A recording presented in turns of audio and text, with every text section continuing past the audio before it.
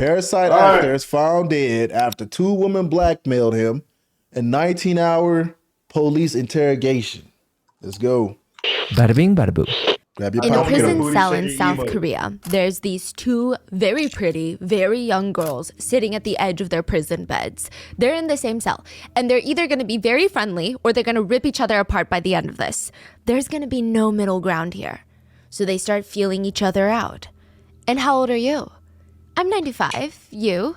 Side note, in Korea, 95? usually when someone asks you for your age, you give them the year of your birth first. It's I'm like, interesting, what? but 95 meaning 1995. So by this point, she would have been what? Maybe 24, 25 when they met?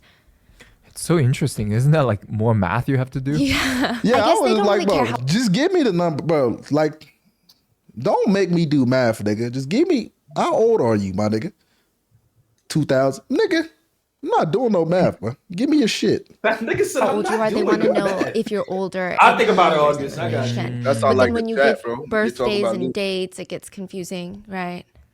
Yeah. Okay. So all they care about is the seniority. Like, Exactly. So if we're both 95, then the next question would be what month? And then it's very quick to decide who's older. The other girl goes, I'm 91, so that means I'm 4 years older than you. I'm your 언니, I guess, which is like an older sister. So what are you in here for? Fraud? You? Drugs. These 2 girls, Nami and SJ, would smile at each other. Because this was good. This was very good. They got to planning. They promised each other once they got out, they would get apartments in the same building, just a few floors apart, so that they could always be together. They felt a friendship that was developing. And while they're planning their futures out together, on the other side of the world, Parasite was winning an Academy Award for Best Picture. Standing on stage, feeling on top of the world, would be Lee Sung-gyun. He was an A-list actor in South Korea already, but this is like a new height of his career, a new height of fame. He's internationally known now. But in less than 4 years, he would end up dead. And these 2 girls from prison would have something to do with it. Holy shit. How did they figure that shit out? Oh, we That's haven't watched crazy. Parasite yet. Yeah, we haven't watched it yet. Is it a good, isn't it a movie? Is it Yeah, a it's good a movie. Honestly, it's definitely near to end up on Netflix, bro. Because Wait, Parasite was the one that had the trailer where we was lost, right? That was I think that was the one where we was like, didn't understand the trailer, I think. Is it really good, Chad? Is it really good? Oh, it's amazing.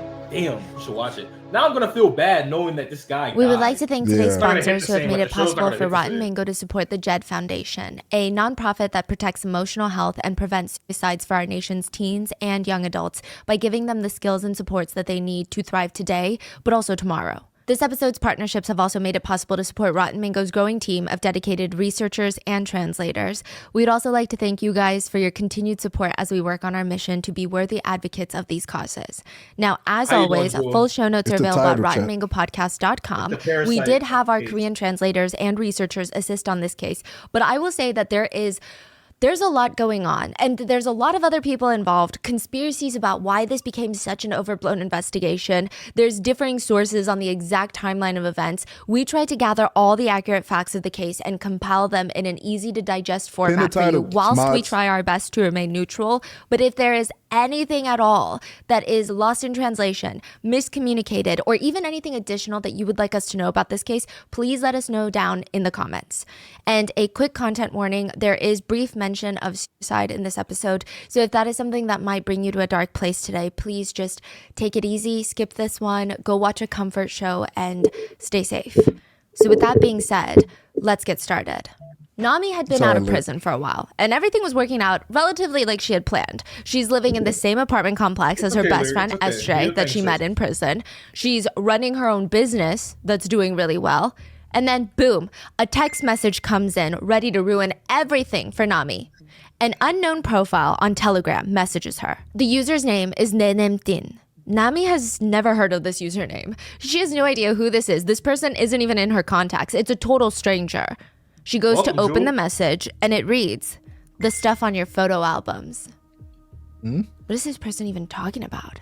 So she texts back, "What about my photo albums?" A lot of fucking celebrity photos, enough to make the nation flip shit, huh? Whoever this person was, they knew exactly what kind of line of work that Nami was in. So she quickly texts back, unfazed. "My goodness, I didn't know we were still living in the past era. I'm feeling under the weather, so I'm just gonna head to sleep now." What an odd exchange. Like, who the hell is this person? Nami's trying so hard to play it cool, but it is bothering her. She immediately screenshots all of the text messages and sends them to her best friend, SJ. And the both of them, they go into detective mode. They're trying to investigate. But this is an account from Telegram, which is anonymous. They have nothing to go off of, but maybe the blackmailer's username, texting cadence, phone number, any hints in the messages themselves, which are basically none. They barely exchanged messages so far. So let's start with the name. 내냄팀. SJ, the friend, immediately screenshots something and sends it to Nami. It's a package of instant noodles. 비빔면, which is like a cold, spicy, stir-fried noodle, but the brand calls that noodle 내냄팀. It's a household brand in South Korea. So this is just a food brand? Yeah, name? so I guess it would be the same as someone's username being SpaghettiOs. It's a brand by Chef Boyardee. Like, that's the Yeah, name of yeah. their product. Yeah. But it's technically, I mean, and I don't know if you would not call it them. spaghetti, but you get the idea. It's very brand specific. So SJ sends Nami a screenshot of the noodle packaging and she says, Nami, young people these days call 비빔면 by the brand's name instead. 내냄tin. Do you think this person messaging you is... And Nami's like, I know exactly who it is. Precisely. It's 정다은. So this case is actually has a lot of like very dating, random, bizarre people involved. One of them being Chung Ta-eun. That's their name, Ta-eun. Ta-eun is kind of famous. They're an 얼짱 contestant winner.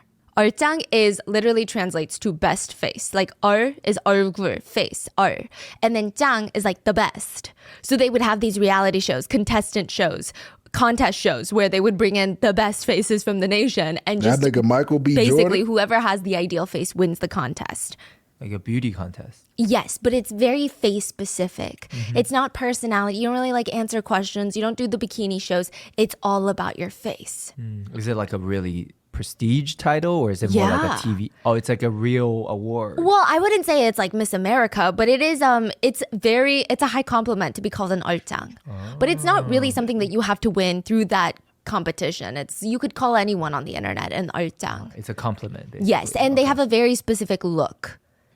It's like that perfect face look. Like I would say maybe Karina from aespa is the best comparison. Like that is the it look. And Taeun got So, like famous me. for having a good Wait, face. pause this And again? eventually Taeun got famous for having a good face. And eventually using that fame, Taeun would start working in the music industry. But probably what they're the most known for is dating Han Seo. She's going to become very important in this. She is probably one of the most controversial K-pop trainees to ever exist. She's been involved in almost every major K-pop idol scandal. The two of them briefly dated, then had a very public and messy breakup where they both accused each other of being physically violent and abusive. So, side note about Han Seo, she was involved in Big Bang Top's weed scandal that happened in like 2011. So she's just kind of involved in all the drama. Okay. Any drama, she's in there somehow. Now, after this breakup between Han Seo, she's going to get questioned later, and Chung Da-eun, they all run in the same circle still. So they all hang out with the same people even after they broke up. Okay. And they hang out with Nami and SJ. Da-eun also has a criminal history stemming from selling drugs on Telegram. And this is where the dots start connecting some more. Da-eun's Telegram username used to be 짜파게티, which is a brand of black bean noodle. So black bean noodle is the dish, but 짜파게티 is a very specific noodle brand's version of that dish, and they call it 짜파게티. It's not even black bean noodles, it's the brand's name for it, just as how 내냄tin is not spicy cold noodles. It's the brand's name for it. So that's how she made the connection because Yes. she always uses brand's name as her name. And Taeun is younger than them in early 20s. So they're like, okay, young people call 비빔면 내냄tim, you know, which older people don't really do that. They also really like to use these brand names for food as their username. And on top of that, the two girls remember that Taeun also had a bit of coding experience. So to them, everything is clicking, everything is making sense. Taeun did this. Taeun hacked into Nami's photo album and got all the pictures of the celebrities and is now blackmailing her because Taeun is the blackmailer. Whoever the spicy cold noodles were though, they're just getting started. They text Nami some more. You're f***ing ignoring my text? When I see that you've clearly read it, I'll go straight to the celebrities instead then. Get ready to get f***ed. Another text. Make $75,000 by Wednesday, and I'll add in another $8,000 for each day that you're late. I'm not going to ask for more after this. I'm not some sort of gangster. Get all the cash that I want by Wednesday and put it in the fire hydrant in front of your house. Listen to me. Unless you want to ruin everything for everybody else, don't fuck up everyone else's life. Just fuck up your own. Audio files, videos, photos, I have it all. Your whole place, your whole business, it's going down. The blackmailer starts listing off a little bit of what they know, just a little taste of what's about to come. And this has been redacted from the reports.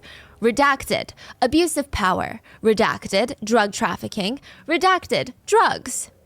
Each one of those redacted names were high-powered people and or celebrities. The last one on that list was an A-list actor in South Korea, internationally acclaimed by playing the rich father from Oscar-winning film Family Man, Lee Sung-gyun. The blackmailer texted Nami, "Tomorrow, I'm gonna start with Lee, so be careful." If you ever see your husband has a strange charge on his card every Friday night for a bakery that you've never even been to before, and you guys are in South Korea, you might want to look into that. There are establishments called room salons, and they can fake receipts to look like bakery receipts, snack shop receipts, or other small business receipts. But in reality, they're just hostess bars. And Nami was a madam at one of these entertainment establishments. So in Japan, they're hostess bars. In Korea, they're kind of called room salons. There's a little bit of overlap. There's a lot of similarity, but there's some differing points. They're like fancy karaoke bars in Korea with private rooms. So the sole purpose is entertaining men. They remind me, again, quite a bit of the Japanese hostess clubs in the sense that you walk in, you get escorted into a private room. Most rooms have the karaoke set up so you can sing, or you can pick hostesses to sing and spend time with you. And a big part of it is de-stressing from this corporate world while you're having someone tending to you and boosting your ego. But that part is the same. But Korean room salons have a few slight differences. Like the fact that they have most of them have a pretty strict no phones rule in the rooms. No phones, which makes everything feel just a bit more intimate, just a bit more private. And Korean room salons, they focus heavily on exclusivity and status symbols.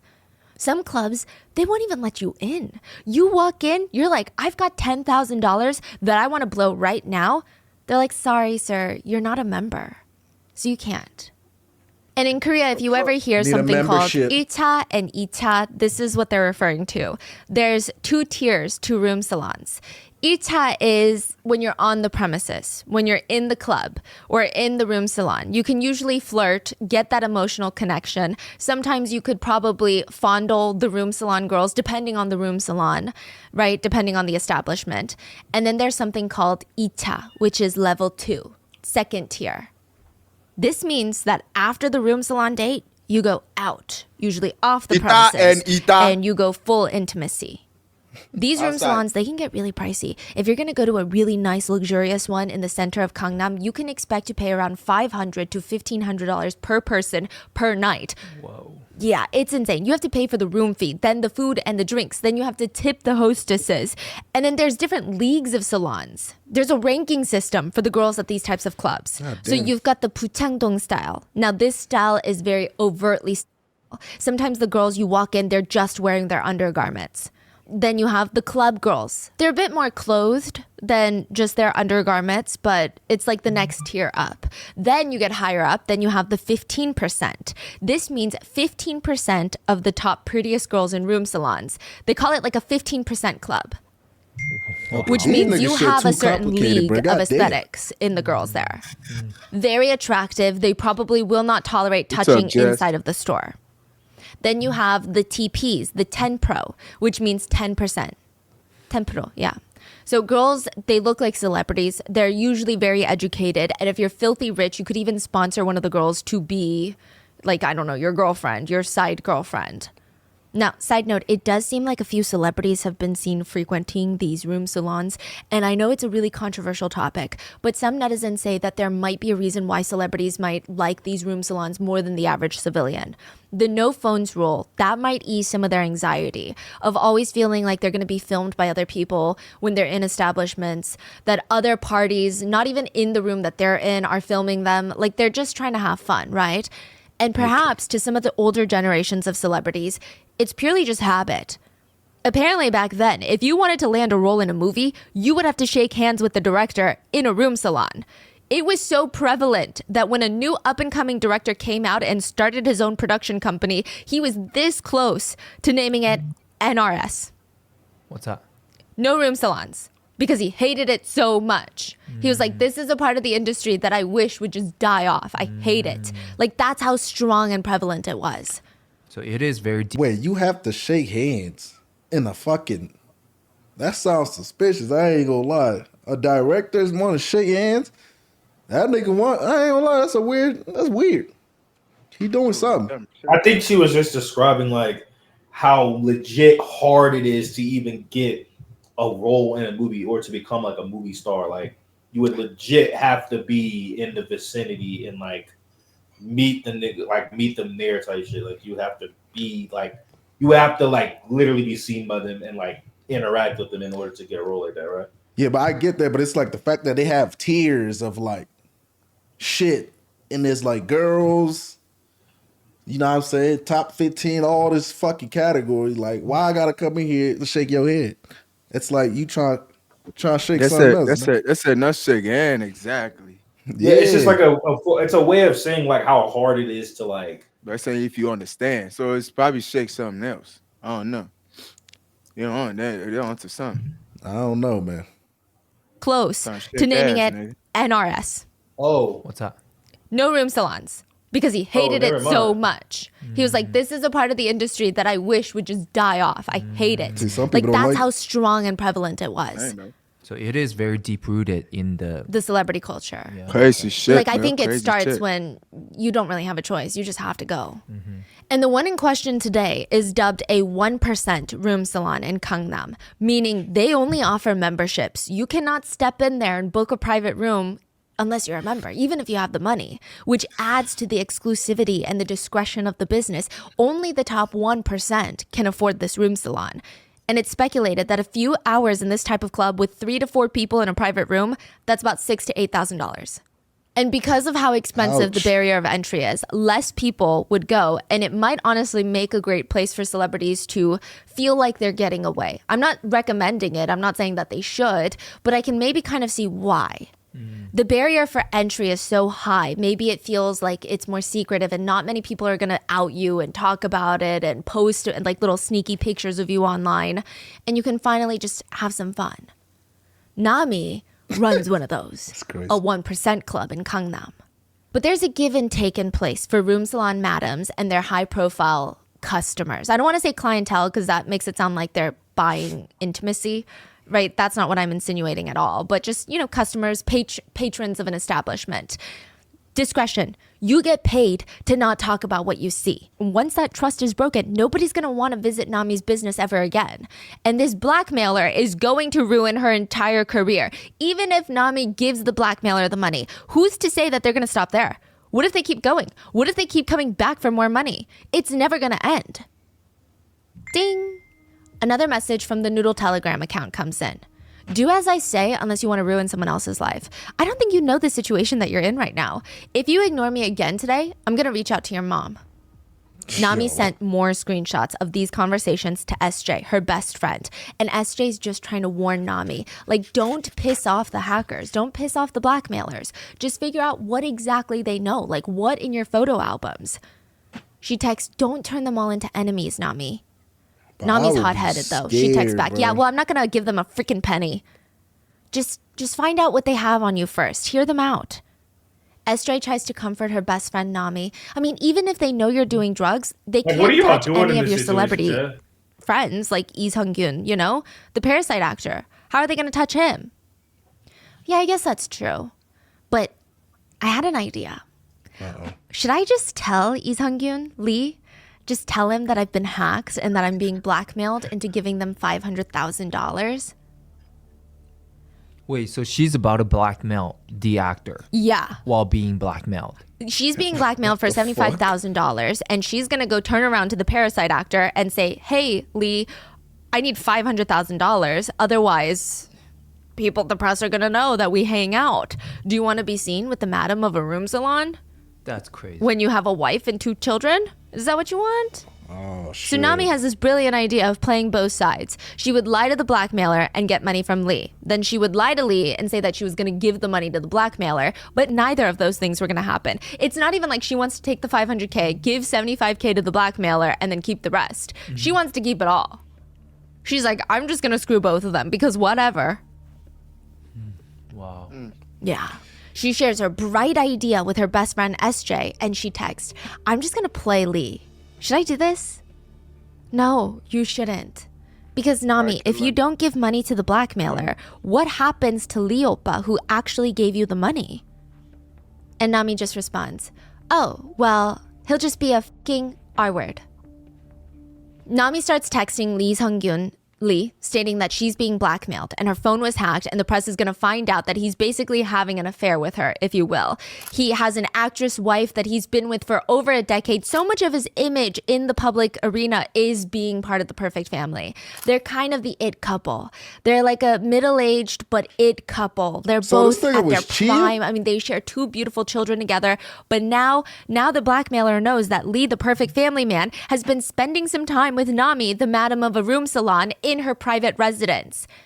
And for that information, Nami's like, okay, you know what?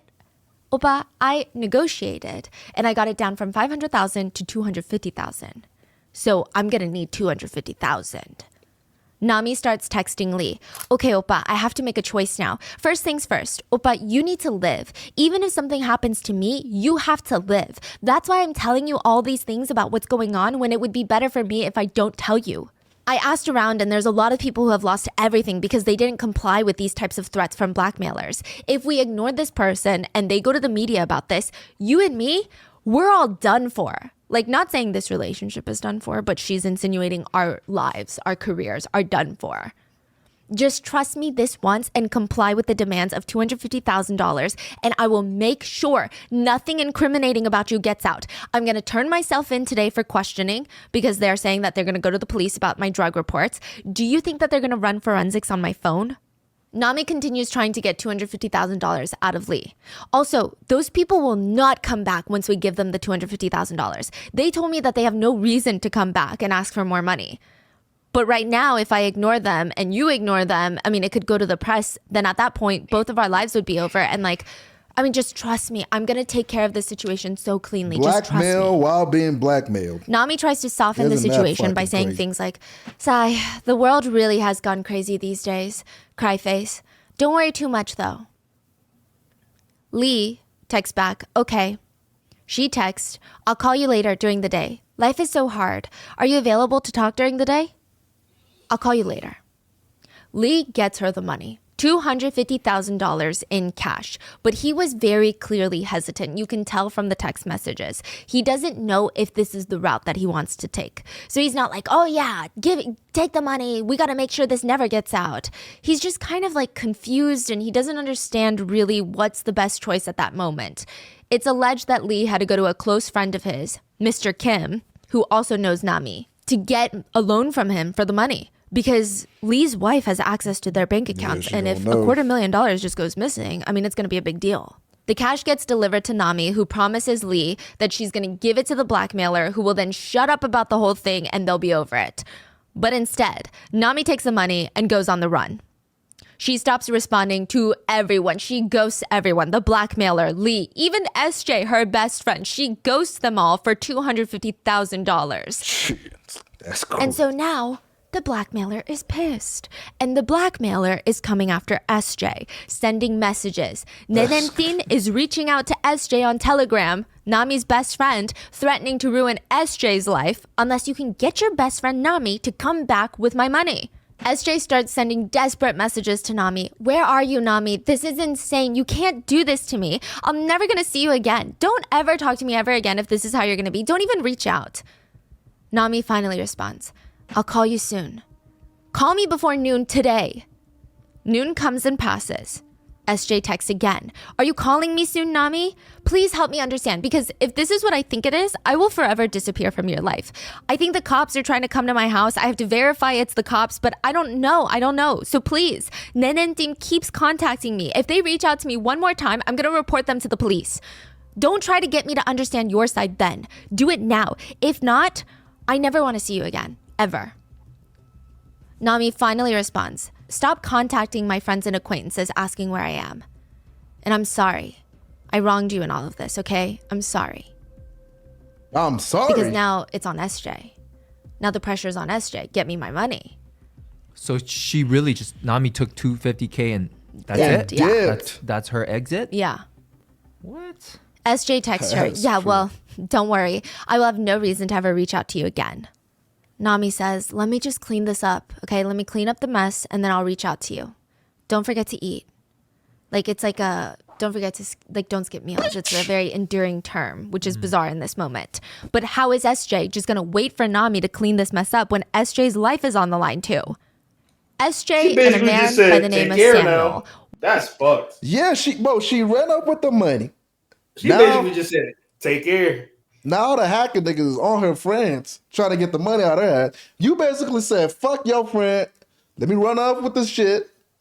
And whenever I figure shit out, I'll be back.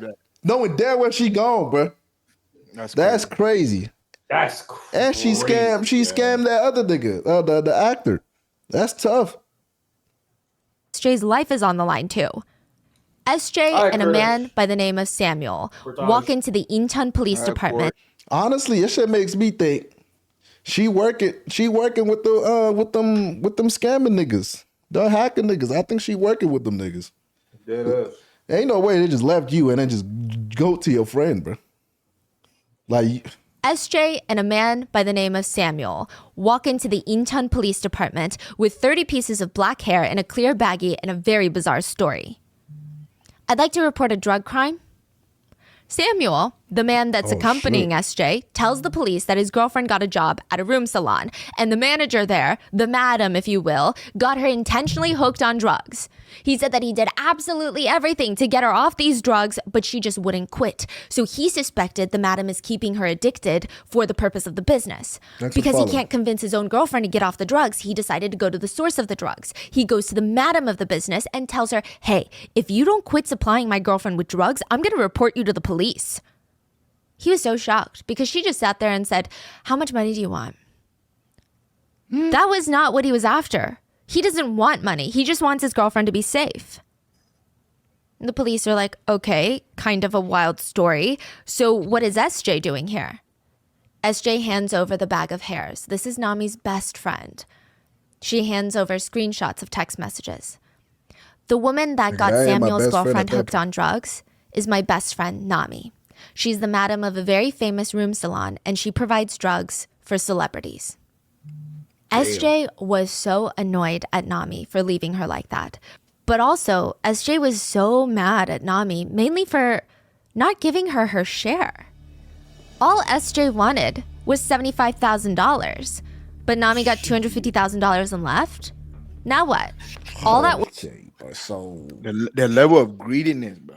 I'm over here thinking you guys really give a fuck about each other and shit. And you over here like, she ain't give me 75%. Or she ain't give me 75 bands. She ain't break bread with me. She ain't break bread with me, so I'ma go snitch. Nah, that's crazy. I'm over here thinking, man, go do that shit, man. Yeah, fuck her. She over here, she ain't give me 75 bands. I'm going straight to the police, nigga. Nah, that's crazy. dollars. How you doing, But baby? Nami got $250,000 and left. How the fuck is she gonna Now be what? mad? All that work creating I'm a over here blackmail thinking, I'm over account. here feeling I mean, bad for her. I'm hit, bro. Shit is crazy. $1,000 and left. Now what? All that work creating a blackmail account. I mean, it can't go to waste, right? SJ did it all? SJ is the original blackmailer. What? Yeah, because Nami would tell her all these wild stories and send her pictures of all the celebrities that she would meet at her room salon. And now SJ is like, oh, you know what? I need some money, so I'm going to blackmail my best friend. This is fucking crazy. This is crazy. So SJ, that's the real fucking problem. I just felt bad for the motherfucking villain. That is crazy. So she's scamming her best friend, and then she gets scammed, and now hold on, this shit fucking my brain. And then she was about to go to the police. You're about to play victim, bro. So she scams her. She's trying to scam her best friend out of money, And she got fucked up. She's okay. So her friend then scammed another nigga, the actor, and then she wasn't able to get the money on. But the other nigga ran off with the bag because the other nigga ran off. Y'all see how God work? Y'all see how God work? When you try to fuck somebody up, you get fucked up. Mm-hmm. Y'all see how that works, Chet? That's why God don't like ugly, bro. Nah, plot twist. That shit is crazy, bro. She over there, dude. How dare you leave me, dude? Whoa. She was texting her ass desperately too, talking about some dude. Where are you at? You can't do this. Don't you ever talk to me again? What if she ever talk to me again? What? She didn't give me 75K. What did she do already, bro? What if the what's the other girl name? Nam something? But what if she knew? What if she knew that our best friend was the one scamming her, and that's why she ran Clearly off? she did. Clearly she did, nigga. She not gonna just run off with the fucking money. She was like, "Nigga, the only person that will text me this shit will be my best friend." That's crazy. That friendship was so toxic to the point where they were both preying on each other. Like, Yeah, they were both like simultaneously like trying to eat off each other, bro. yeah, Trying that's to crazy. use each other. Like, that's fucked up. Yeah, she got That bad, friendship though. was crazy. He went straight to the police. Yeah, that ain't a friendship, nigga. That's a partnership. Some money, so I'm gonna blackmail my best friend. That's a sponsor deal. Went This wrong. is crazy. Yeah. Nah, nigga, that's a membership. And Nami has no idea. No.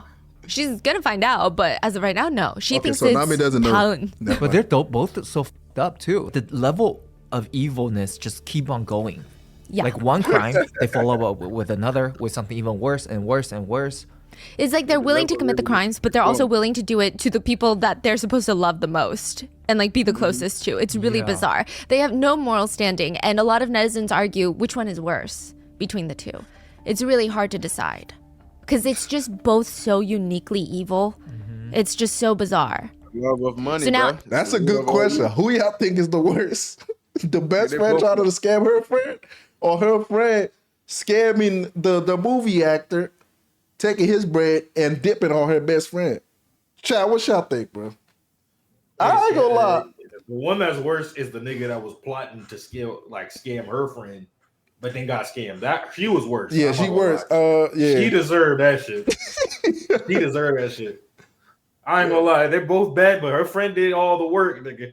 Yeah, And they she all. knew that. She caught on to the shit. Yeah, Equal right, equal left, nigga. they all in the wrong. Yeah, I ain't gonna lie, because that nigga was cheating too, but that nigga pulled Yeah, 250. that's why I said. That's why I said, hey, yo, nigga, it's good he got scared.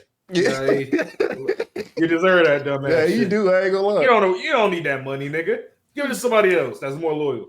You know what I mean? But even the bitch that stole it, she not loyal. So, Yeah. so this don't even mean it That shit makes no sense, don't bro. even mean nothing, bro. Oh man, bro, this shit is funny, bro. I ain't gonna lie. That's Argue which crazy, one is bro. worse between the two. It's really hard to decide because it's just both so uniquely evil. It's just so bizarre. So now, after reporting Nami, SJ texts Mr. Kim. Again, this is the Parasite actor's close friend, the one that also knows Nami. And he's also the one that loaned the cash. Remember? Oh yeah, Mr. Kim. Yes. So SJ contacted Mr. Yes. Mr. Kim already gave $250,000 to Nami. Kim. Yes. SJ reaches out to him, trying to get more money out of him because Nami ran away. SJ basically reaches out and is like, hi, I'm the original blackmailer. Nami took the freaking money and ran, so I'm gonna need you guys to give me my cut. Pay me my money. I never got paid, so the blackmail threats are still active. But Mr. Kim just responds to Nedemtin. There's no response from our side because giving more money, I mean, it seems like this side has given up. Like, we've given up. Do you really think that we will believe that this will ever end?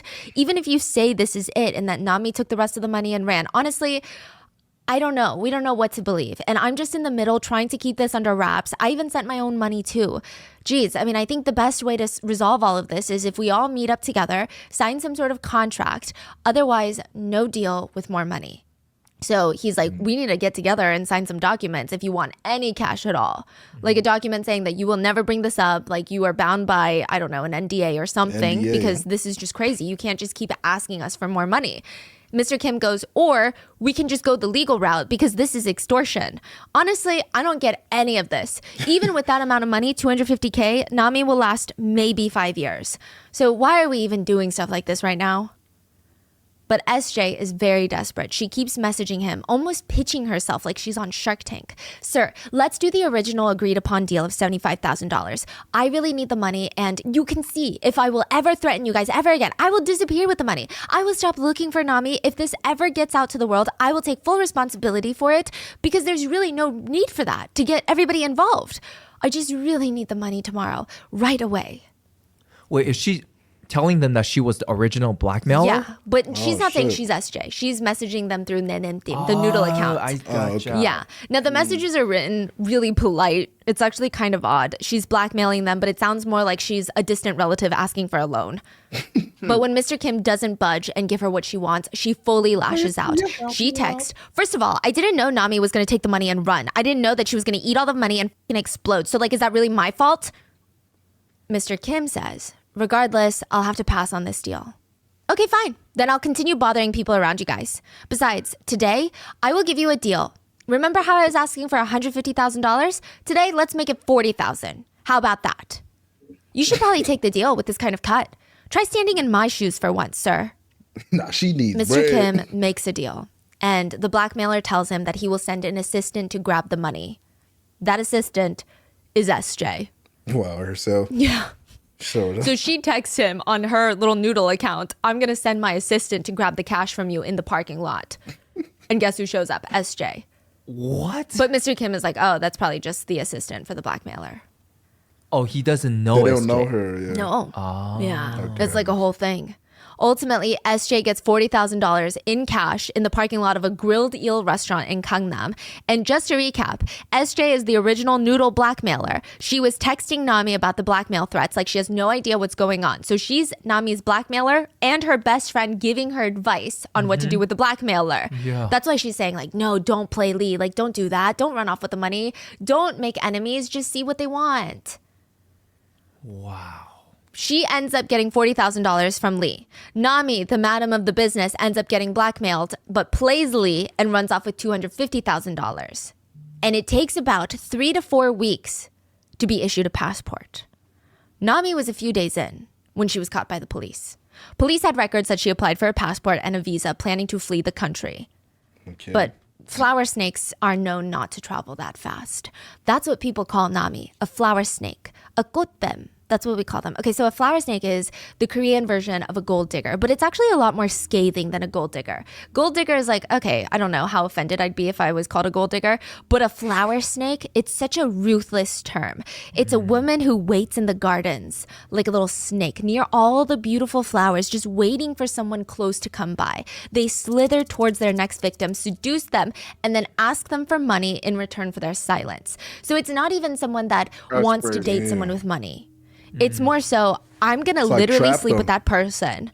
Someone that I know shouldn't be sleeping with me, whether it's a married man, a company executive, someone that would be in trouble if the world found out that they slept with me. And immediately afterwards, I'm going to ask them for money in return for my silence. That's crazy. It's like blackmailing. They're literally blackmailers. That's crazy. That's insane. That's it. Charcoal blackmail, nigga. October 18th, 2023, the day after SJ reported her, Nami was arrested for suspicion The of day drug use after in my her room birthday. salon. She was under suspicion of using phylofon, which it's known as Satan's phlegm or Satan's mucus in South Korea. It's crystal meth. Side note, this very specific kind was created in Japan during World War II to give soldiers, to make them more stimulated during the war so that they could fight harder and longer.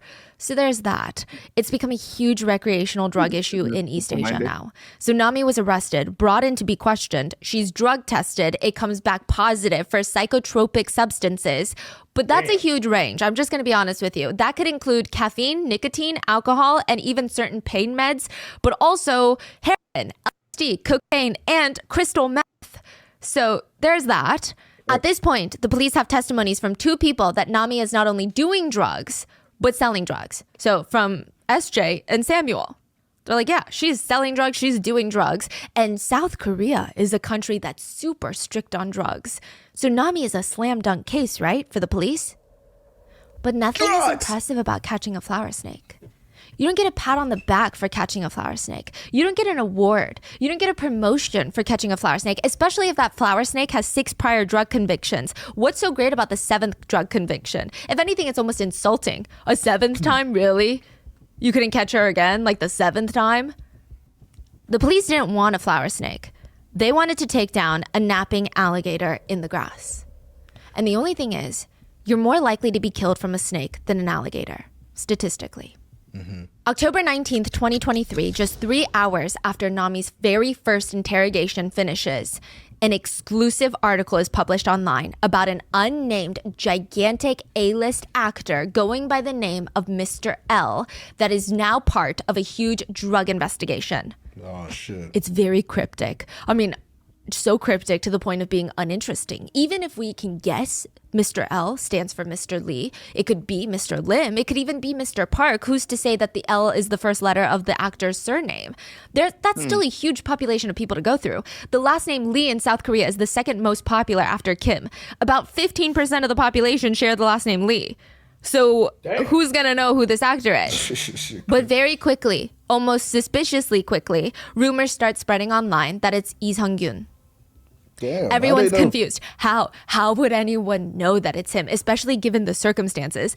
Lee Sung-gyun is not even someone that the general public would assume would do drugs. He's 48. He's got a wife, respected actress of a wife, 2 children. He doesn't really fit this young club scene. The man just golfs. When he goes on to variety shows, reality shows, all he talks about is his love for his kids and golf. Like he's obsessed with golf. The reporter would eventually come out to state that the police gave them the name, just exposed the fact that Lee was involved in an open drug investigation. And the media ran with it. They dropped article after article after article that Lee was accused of cheating on his wife at a room salon and taking drugs with the girls there.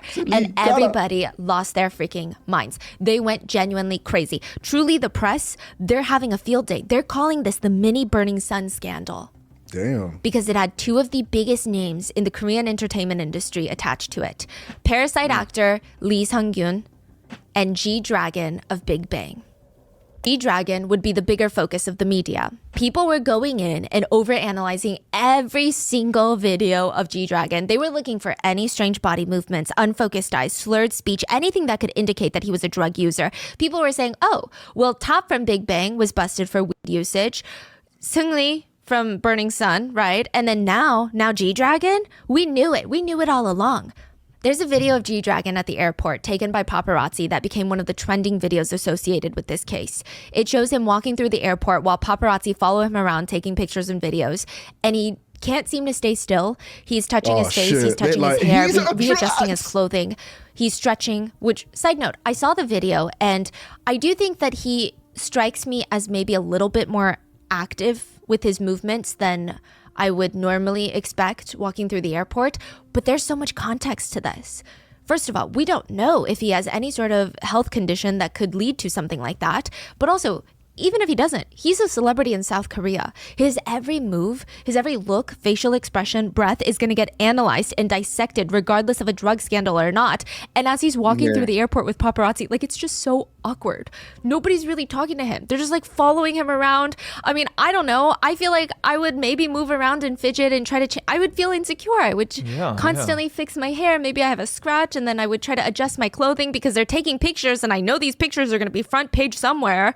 Yeah. Right? I mean, I can't imagine that's a pleasant, non-anxious, inducing, soothing experience. But the comments started getting flooded after G-Dragon was revealed to be part of the room salon drug investigation. They were ruthless. Netizens wrote, haha, so it's true. They say addicts pretend to stretch because they can't keep their bodies still.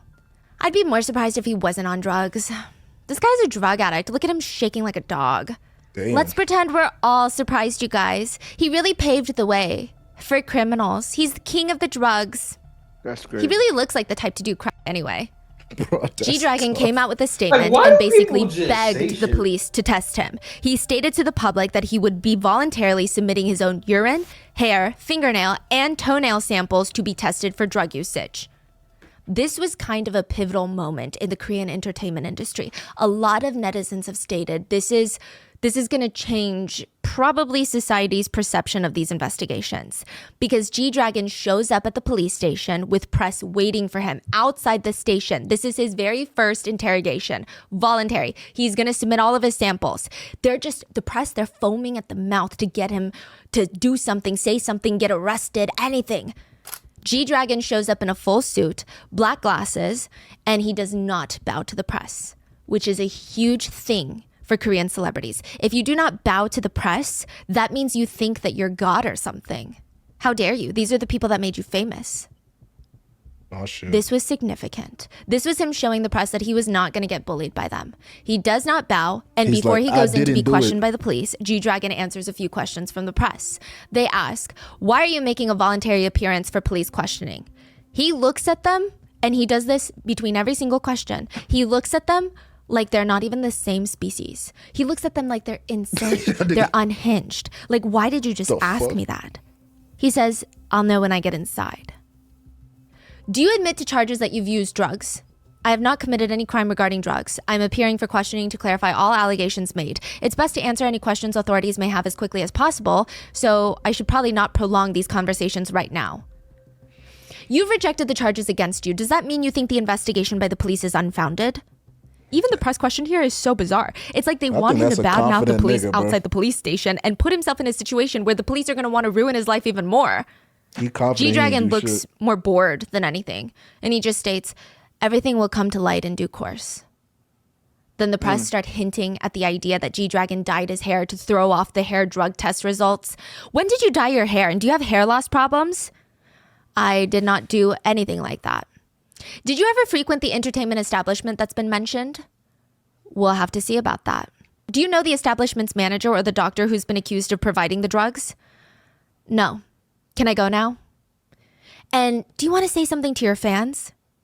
Which this is the absolute worst time to bring something like this up. I mean, it's just kind of gross. What do you want him to say? He wants to prove that he's not guilty by going in there, and this is a police investigation. Like, what do you mean? Do you want to say something to your fans right now? G-Dragon literally takes like a full minute to look at him like he's out of his mind, and he starts smirking, and he's just flabbergasted, and he says, "Don't worry too much. Can I go now?" Yeah, like, nigga. Wow. Side note, his That's body crazy. movements are exactly the same here as when he was at the airport. Yeah, he looked like Once he a D-Dragon jolly gets dude. out of police questioning, he was in there for 4 hours. Even more press is waiting for him. He stops to answer questions, and not necessarily because he wants to, but more so as a formality. But the press ask him some very strange things. One of them asks, "You claimed innocence before you went in there. Do you still stick by that stance?" No shit. He I ain't do responds, shit. "Wouldn't it be wrong if I changed my position?" What was the result of the urine test? It came out negative. From now on, I hope the authorities will carry out an accurate and swift probe that will resolve this matter. Are you willing to accept future summons by the police to be questioned if they ask you to? I ain't gonna lie, this is a nigga that's like, he knows he ain't do nothing, bro. And but cause that's how I be, nigga. I be walking at me like, nigga, Exactly. it's a waste of time. I Let's get walk this through shit that over shit, with. shaking my ass. Do my Not giving finger, a I'll be do fuck. my honest, shit. nah. I'm be trying to get honest. the fuck out of here. I'll be honest. I have anxiety, bro. I still be Like, scared. nigga, I would be anxious as fuck, even though I know I ain't do shit. Yeah, I know. Like, nigga, I know I'll that be- feeling, like, bro. nigga, if it's something this big, nigga, I'll be like, bro. Nah, nigga, What if I get be old? anxious as What if fuck. these niggas set me up? Yeah, What if, like, bro, like, that's why I be I'll scared. Bro, what? I'll be anxious in a bitch. Yeah, that's when I'll be scared. To come? Good night, Larry. If they call me, I would have to come, no? Bro, what kind of question is that? Yeah. It's almost like, Another just lyric. tell us you did it. It's almost Yeah. like that kind of tone. Like, what are you talking about? Just wanna tell us get- you'll never listen to the police and you don't want to cooperate. Like, what? Yeah. What? He literally looks at the press like they're crazy. In today's probe, did the police show you any evidence related to the allegations raised against you? No, they didn't. I just hope no How more many of y'all got energy anxiety, is chat? spent on unverified matters. You were questioned for 4 hours. What are the areas that the police focused on? We just laughed a lot and then we ended it. Could you please repeat that? We just laughed. You guys laughed. That was a joke. The fact that I'm being investigated on such a matter, what can I say? The police, too, will have to make a decision based on my testimony if my words are of help to their ongoing probe or not. What I want, if possible, is just the swift announcement of the detailed drug test lab results from my hair and fingernails. What do you expect the test results to be? Of course, it'll come out negative. Once again, I have never administered drugs or given them to anyone.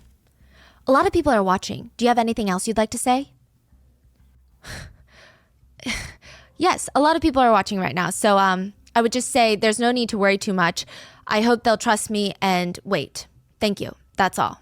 That's He it, does bro. a Keep it very simple. brief bow and heads back to his car. 믿고 기다리셨으면 기다려 주셨으면 좋겠습니다.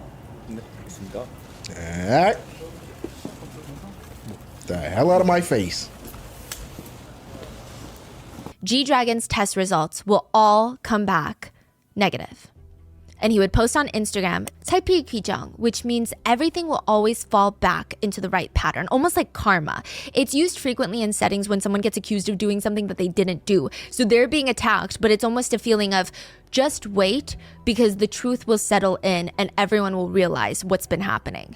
How the fuck did his G-Dragon's name black even get in glasses that that he bitch? wore during the public probe, the police probe, were Because of $1,000, mannerisms? limited edition, and they reportedly sold the way out he acts. immediately after his drug test came back negative. According That's to crazy. Dispatch, so take this how you will, but according to Dispatch, G-Dragon visited Nami's room salon at least twice in 2023. It was okay. something that she would allegedly not shut up about and was Okay. nonstop bragging about it. Allegedly, she would even sneak videos of G-Dragon while he was going to use the restroom. Not in the restroom, but like when he would walk up from the room and leave to go use the restroom, she would sneak videos and send it to her friends. She would text them things like, GD came to visit me again. It's 'cause But he later went to in the that room police, shit. Nami would state, every time GD went to the restroom, he would get up and use the restroom, G-Dragon would come back looking very strange. Once I was very curious as to why, so I slipped into the bathroom and I saw some very suspicious packaging there. That's why he was called in for this probe. Oh, okay. That is so vague. That's the end? That's the end. That's like why he got involved in all of this. What does she That see? shit is so stupid. Suspicious packaging. What's I don't the know if that package? means Like, like what a, does that mean, like a you know? tiny little clear plastic bag of white powder. I don't know what it means. It could be a Toblerone bar packaging. I don't know. Suspicious packaging. Bro, I ain't gonna lie. Yeah. That is so vague. Beating somebody's ass. But if they call me to the fucking police station because somebody sat here and say, oh, I saw something a little suspicious in his I'm bag. suing, nigga. Oh, drugs. Oh, yeah. Nah, they didn't even call him to the police station. I mean, He yeah, requested to get the fucking yeah, because it was getting there, bro. They already like- put his name on that bitch. Like, nigga, I'm fucking fighting, bro. Like, bro, you don't have no that clear nigga evidence. said, man, nigga, I'll do anything to prove to y'all niggas I ain't no druggie. And that's that. You know Bro, what I mean? like, niggas Then have niggas no gonna interview concrete him, talk about evidence. some- Do you think you did it? If you did, do you think you changed your mind now? You said no the first time. Change your mind. Do you mind getting the fuck out of my face? Get us something. Oh, we want to see you get arrested, bro. These niggas was fiending, bro. Yeah, but it's news stage. They try to get clips, nigga. They clip farming, nigga. They try to get clips.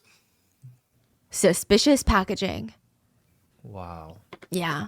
That is so vague. And coming from someone with 6 prior convictions and affinity for blackmailing people for hundreds of thousands of dollars, someone that is proven to only be out for their own skin and would even exaggerate stories to their friends to appear a certain way, it feels completely unfounded and not credible. But the police would state that G-Dragon was a drug suspect from that statement. And just to clarify, these are just allegations that he would visit Nami.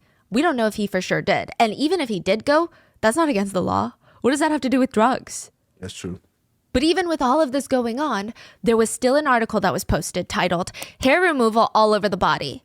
The article alleged G-Dragon shaved all his body hair and bleached his head hair, to which his attorney made another statement. G-Dragon has not removed his hair at all since it was reported that he was booked. He voluntarily submitted his hair, fingernails, and toenails to prove his innocence as quickly as possible. Again, all test results came back negative. Even the National Forensic Service would confirm that G-Dragon did not dye or bleach his hair recently. But in this case, there is no such thing as innocent till proven guilty. It really feels like a witch hunt. Like they just wanted a name Yeah. to Yeah, it is. explode in the news. And That is dead ass. But aren't you curious as to I why? want clips, bro. January of last year, there was a huge drug bust in South Korea. It was blasted all over the news. The police found a drug trafficking ring where a group of individuals were growing, using, and selling marijuana. The police were so proud of themselves. Officers are getting promoted left and right because of that drug bust. There were talks about how advanced the police were getting at tracking drug users, how competent they were becoming. But there's actually a secret behind this brilliant police bust. The police received a tip. That's it. So simple, right? So at first, the tip was from a woman who was begging the police for help to avoid her violent boyfriend. She told authorities that she overheard the boyfriend's plans to sell her into sex trafficking. The police are like, yeah, well, we don't really have time for that. First of all, he's your boyfriend. Second of all, you haven't been sold, have you? And third of all, we don't have proof that that's what he genuinely wants to do. I mean, if you don't like the idea, then just break up with him. Clearly, she couldn't do that, but they genuinely just could not care less.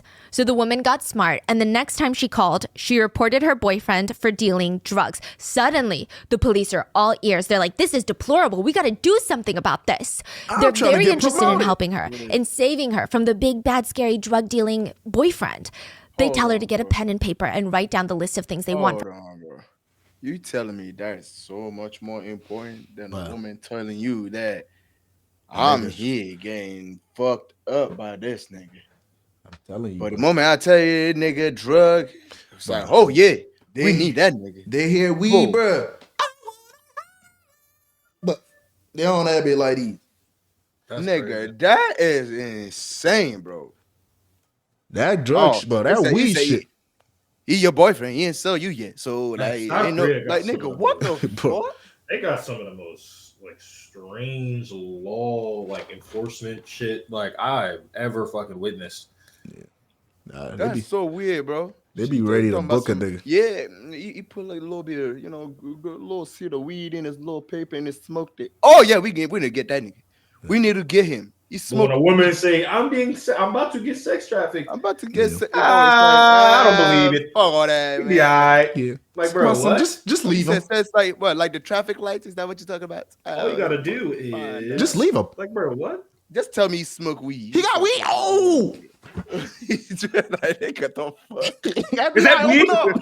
Oh, that shit pissed me off, boyfriend. They tell her to get a pen and paper and write down the list of things they want from her. Location of marijuana growing, location of purchasing of marijuana, location of purchasing methamphetamines, purchasing of methamphetamines from who, question mark? Eyewitness testimony. Sold to who and at which location, question mark? Not only were they just investigating a drug bust rather than her whole situation with the boyfriend, they wanted her to do the job for them, do all the investigating. They're like, bring all that to us and then we'll look into it. Ooh, so exciting. Whenever she brought up the sex crimes, they just said, well, when you catch the dog, everything comes together. Like, let's just catch him and then, She put her life in danger to give the police all the evidence they wanted. But even then, they waited a full month to arrest her boyfriend. She was terrified for that full month, just waiting for him to be taken in so that she wouldn't be caught snitching on him. Eventually, her boyfriend gets arrested. Their front page pieces of the police's stellar jobs on the drug bust, shining new promotions are handed down to the officers. But they're not even done. Some of the officers would bring the girl back in, asking her, did you sleep with any celebrities? Because he was trying to sell you to trafficking. So did you sleep with any celebrities? They just wanted a celebrity attached to it because it would make it even bigger. And it all comes down to war. Violence against women is nothing. Violence against children is nothing. Police don't get a cookie for that, but they do get a cookie for winning the battles in this war against drugs. President Yoon waged war on drugs and told the police, at some point, drugs are not only devastating the health and spirit of the people of South Korea, but also destroying the dreams and hopes of the youth due to the neglect from government authorities. The government will join all forces to win the war on drugs that has eaten away our entire country. This is the current president, right? Yeah. He's really controversial, by the way. Now, side note, I don't think South Korea's drug usage is that bad compared to a lot of the other countries. Because of their geographical location, it's actually very hard to smuggle drugs into South Korea. They're strictly a drug ban country, meaning consuming any drugs without a legitimate medical reason is illegal. Even if you're a Korean citizen, you go to California where weed is legal. You smoke weed, you come back to Incheon Airport, they can drug test you for weed. If it's proven that you smoked weed in California where it's legal, but you're a Korean citizen, you're going to get arrested. You're going to face prison time as if you smoked weed in South Korea. So to incentivize the quote war on drugs, President Yoon's administration somebody stated that they would slap prepare this large-scale law, bro. rewards, The including fuck? special promotions for those who show achievements in excellent cases against drugs. To simplify, the police are almost dangerously incentivized to focus on drug charges, and that's it. Well, And you they got know that impeached. any big drug scandal or That's good. news will be heavily watched, heavily monitored, not just by their boss, but their boss's boss's boss's boss's boss, the one that has the ability to give you a life-changing promotion with a giant payday. It will be watched by the president of South Korea. There's a speculation that the police felt a lot of pressure now. They bit down on the cake way too early, and now everyone in the nation is staring at them with icing all over their face, and it's too late to back out now. It's way too embarrassing. You're talking about G-Dragon Yeah. name is clear. Now they're like, what do we do now? Yeah, like We this need is another name. embarrassing. Like we look stupid. And the way that G-Dragon handled the press conferences, it's like he's basically showing the cops that they're stupid.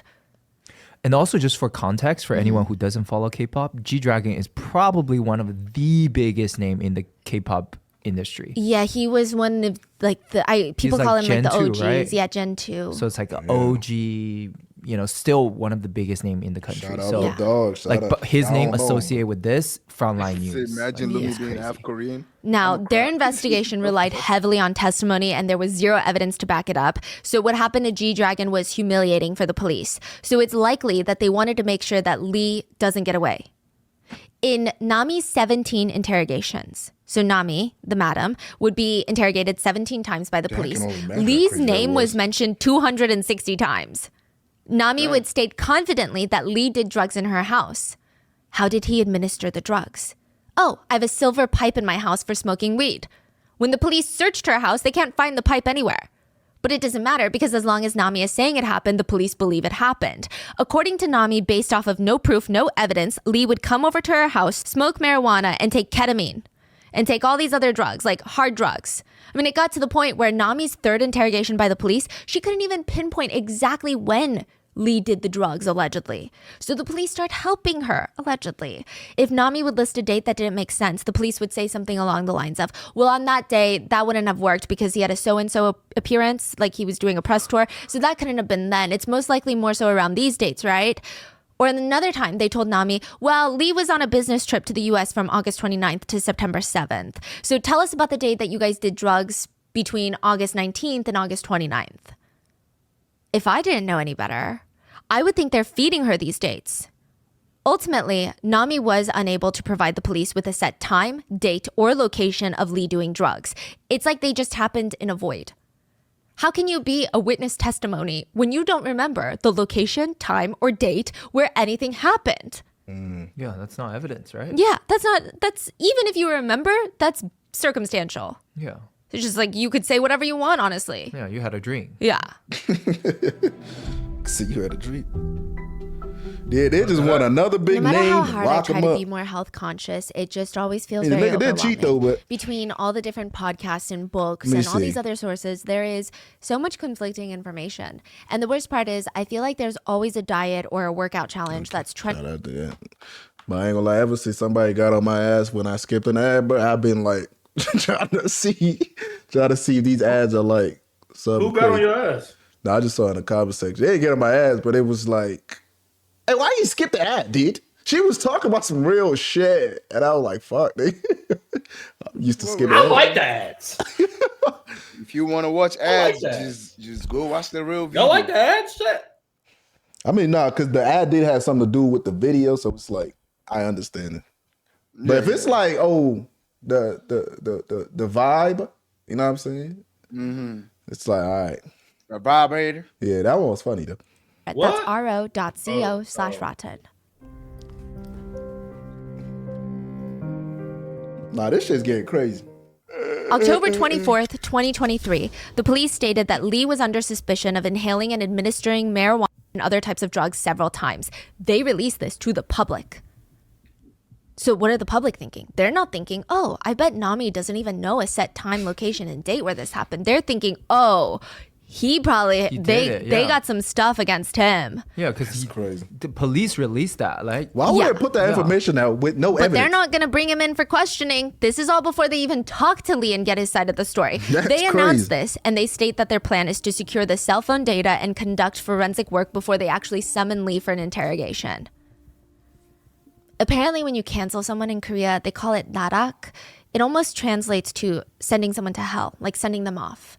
It's like they're standing on the edge of a cliff. Niggas and banish it's just your the ass. black abyss, and then someone just pushes them. You're just sending them off. That shit is Lee's crazy as agency, Hodu and You Entertainment, released a statement soon after the news broke. They stated, and this has been edited for length. First, we would like to deeply apologize for causing any concern through the reports about Lee Sung-gyun. We are currently verifying the exact facts regarding the allegations raised against the actor Lee. We intend to faithfully participate in any future investigations, including submitting cell phones for analysis. We have not yet been contacted by the police. However, actor Lee has received continuous blackmail threats from an unnamed woman, Miss A person related to the incident. Lee has filed a complaint with the investigative agency. We will inform you of future progress in this regard through our legal representative. We ask for your generous understanding. Lee and his agency do respond rather quickly. They even state that Lee is being blackmailed by someone involved in all of this. The general public did not care. The statement just wasn't good enough. People compared Lee's statement to G-Dragon's and they just fully ripped it to shreds. They did not like the fact that Lee's agency did not comment directly that Lee never took the drugs and that he never went to the room salons. The public felt like a non-denial was basically admittance that he did all those things. Jeez. Some comments at the time read, "So who threatened you into taking drugs? Who asked you to provide an excuse to blackmail you? What kind of joke is that? You irresponsibly say, oh, I want to enjoy the pleasure of the moment and now you regret it?" Another comment reads, "This statement is the worst. I used drugs, now I'm being threatened. Are you really that pitiful?" Another one is just, the end of a messy life, huh? To make matters worse, two very well-known names in the drug world in South Korea were linked to this case. Hwang Hana, who has been in prison like 3 times prior to this for drug usage. Hannah's a Nepo baby. Her grandfather founded Namyang Dairy Company, which is the country's 3rd largest dairy company that specializes in like Yakult, you know, the probiotic yogurt drinks. Hannah's dad is allegedly worth at least over $300 million. Hannah's a very interesting character. Her whole family is. Her family was in hot water when the dairy company made claims that their yogurt could prevent COVID. Yeah, we talked about her before, right? Yeah. Like the dairy princess. Shit, what's And in her that bitch? fiance mysteriously passed. Oh, right. Yes, she was involved in a very mysterious death. And like there's just a lot going on. But Hannah is notorious for getting caught with drugs, going to prison, coming out, and then being like, I'm never going to do it again. And then getting caught with drugs. And I would say that as of today, any association with Hannah probably isn't the best look. And Han So-hee was also interrogated. Han So-hee was associated with multiple K-pop idol drug scandals. Like I said, most notably Top from Big Bang. She was also involved in YG, like the YG of YG's trial. I mean, there's a lot going on. She's basically known by netizens as the villain of the K-pop world. That's how people describe her. And just like nigga. Hannah, any The fuck association does with she Han do? So-hee, typically not great. Netizens were commenting, there's a saying, birds of a feather flock together. Another one reads, they live a careless life. The same kind of people hang out with one another. Now the public is spinning together this story of how they're all connected and creating some sort of friendly drug ring together. Lee's lawyer came out to say the 3rd generation Chaebol and the aspiring entertainer are known to be subject to an internal investigation with Lee, but Lee does not know them. And the suspicion that Lee hung out with them at an entertainment establishment and took drugs is not true. We cannot reveal more at this time, but we will talk with the investigative agency about the allegations and cooperate well with the investigation. But nobody cared. Netizens commented on the case. His image has gone down the drain. I'm just laughing thinking about how much he tried to cover up his image so far. With this, Lee had to drop out of a TV series that he was working on called No Way Out, which there's a lot going on here, but the series name is No Way Out, and in it, a really scary criminal is freed. Lee plays a police officer that has to protect citizens from the criminal, but also keep the criminal safe from the bounty hunters that are after him. A lot of netizens saw the irony, they said, and demanded Lee be taken off the project because they could not see him as a police officer. Some netizens commented, in the future, when producing large-scale movies, the main character should undergo drug tests before proceeding. If you're honest, there's no reason you should say no to a drug test. But if you're not, and you can't get tested, you should become a drug suspect for the police. Because of Lee's case, investors are losing millions. There are even conversations about banning celebrities from being on air if they ever have a drug scandal or investigation. Meaning any show or movie that they previously worked on would not be able to air during their scandal or perhaps even after. They would be banned from ever coming back to their careers, which the logic of that is insane. People who commit acts of violence or other crimes while under the influence is another thing. But people who are just caught using drugs, I've never met someone who was dependent on drugs that wasn't hurting a lot inside. So great idea. Let's just make sure that these people don't have jobs to come back to. That's perfect because that should really teach them a lesson to not do drugs.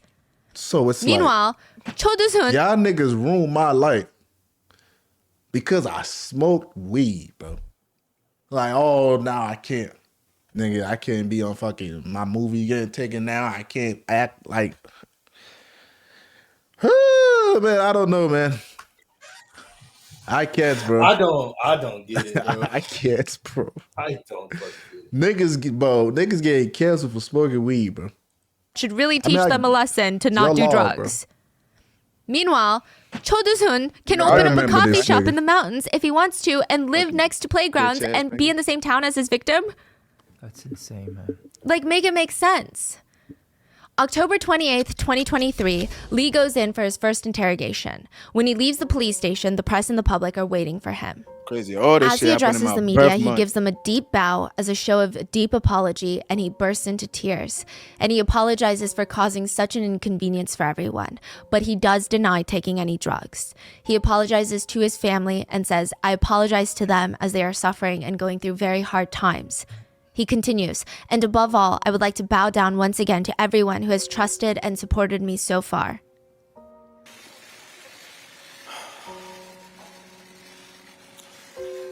소속사를 통해서 전달했듯이 진실한 자세로 성실하게 수사에 임하겠다는 입장은 변함이 없습니다. This is terrible. 그리고 지금 이 순간 너무 힘든 고통을 감내하고 있는 가족들에게 미안한 마음입니다. After his first interrogation, Lee's urine test came back negative. He know he's For cooked drugs. though, because he know that cheating The shit. police gonna would come up. call in Lee to do another drug test. This time, instead of a urine test, they wanted to take 100 strands of his hair. They tested every section of He didn't every do strand drugs. of the He just 100 cheated. hairs, and the results came back negative. It's a very thorough test. It stated that Lee did not use drugs for approximately 8 to 10 months. This is in like October, November. Remember the timeline? The police were like, August, right? You guys did drugs in August. It would most definitely show up in his hair test. Yeah. I mean, sure, you could argue maybe he did drugs 11 months ago, 2 years ago, but that's not evidence. He took the test in November, and just going off Nami's testimony, she stated they did drugs in August. It would have absolutely shown up on the drug test. Yeah, so she's lying. Yes. So this should be Over. yeah. And the police, honestly, I feel like they could come out and say, she lied. And we fucked up. Yeah. So let's move on. My apologies. Let's keep it moving. The authorities wanted more drug tests from Lee. They took his leg hair and his armpit hair to be tested. His leg hair came back untestable, which it just means you that a lot of just do a Asians blood don't test? have really thick hair follicles on their legs. So there's not a lot to test for the drugs. It's just too thin of hair. But the way that it was worded in the press made it seem like, ooh, the results are iffy. Like they couldn't Happy birthday, determine. love. It was less of like, oh yeah, it's, because his hair wasn't enough. Or some people ran with it and said maybe he like thinned out the hair on his legs. Maybe he shaved his legs. Happy birthday. His armpit hair was thick enough and the results would come Everything's back negative, bro. negative. The same day, Lee's test results all came back negative and the results would be publicized to the public. I mean, this is a huge day. This is the day that he's been waiting for because he's proved himself. He's innocent. He can look the public in the eye. He can be just like G-Dragon and take his career back. I mean, he's traumatized. There's going to be so many emotional scars. He will never get back this type of everything that's happened to him, but he can get his life back together. But none of the media outlets really reported on the negative drug test. The press up until this point had been so all over this case that if Lee so much as breathed, there'd be like 100 new articles on it. Suddenly, they're not intrigued by the negative drug test results. They're too busy talking about his newly leaked phone conversation. The same day his hair test results came back negative, the press did not report on it. They were writing about a KBS released phone call, a leaked call of a recording of Lee and the madam of the room salon, Nami, where Lee can be heard telling her, "I like you a lot too. You know that, right?" Oh, shit. And she responds, "I don't know, since you never express it." Oh, shit. Where'd they get that from? His negative drug results were made public, but who cares about drugs when you have an A-list married actor confessing his love to a mistress who runs a salacious establishment? And you have the audio to go along with it. Side note, where do you think KBS got that audio? Just wondering. I don't The know. girl herself. But like, who would have that audio? Nami would have that audio. Who's working with the police? I'm just saying. Oh, you're saying police leaked Police- it? A lot of made netizens that, believe that police trying to were get involved in clips. leaking a lot of information for this Oh my case. God. Like how they leaked Lee's name in the beginning of this so that they could get a lot of publicity and that they could make this a big blown thing and get pats on the back once they solved it. And now, shit's once the crazy. drug tests come back Niggas is negative, tripping, bro. maybe it's time to divert attention, allegedly. This is the speculation online. Tripping, bro. Everyone went crazy because you have to remember that Lee's wife is also a famous person. They brought up old interviews of his wife talking about how she put her career on the back burner so that he could go full force into his dreams. She said, Do we know her, "You go Chuck? out and drink and do what you You look will." familiar. She's like talking about her husband in an interview. But I have to focus on the family to the point where sometimes I even forget my name. And this is on a show called Healing Camp, where a lot of celebrities will come and they just try to be as vulnerable as possible. So this is not her going on an interview and be like, "My husband." Like they're just trying to really dig deep and have these hard conversations with each other on this show. She said, "Sometimes I even forget my own name. I forget that I too was an actress. That's why sometimes I think of my husband as my third son." Damn.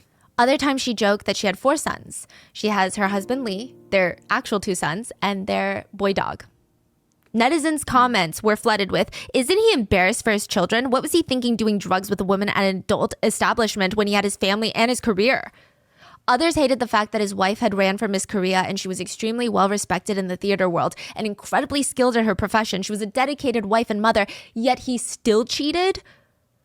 A lot of people pointed out the fact that his wife was slowly starting to get more involved in her career now that her kids were getting older. They called it her second golden age. She's always been active, but more so now. But now with Lee's scandal, she's losing brand ambassadorships. People don't want to work with her, even for casting. People are so hesitant to work with her, even though she's not suspected of doing anything, because it's just a lot of baggage that's going to be attached to the show now. All the press is going to be about like, "Oh, she's starring in it. What's her husband doing?" They also lost a lot of brand deals together because people really liked them as a family unit. So one of their biggest brand deals was with SK Telecom and to promote a kid-friendly educational service on TV. They were quickly dropped. The controversy got so intense, the police sent both of their sons to the US to get away from the media attention.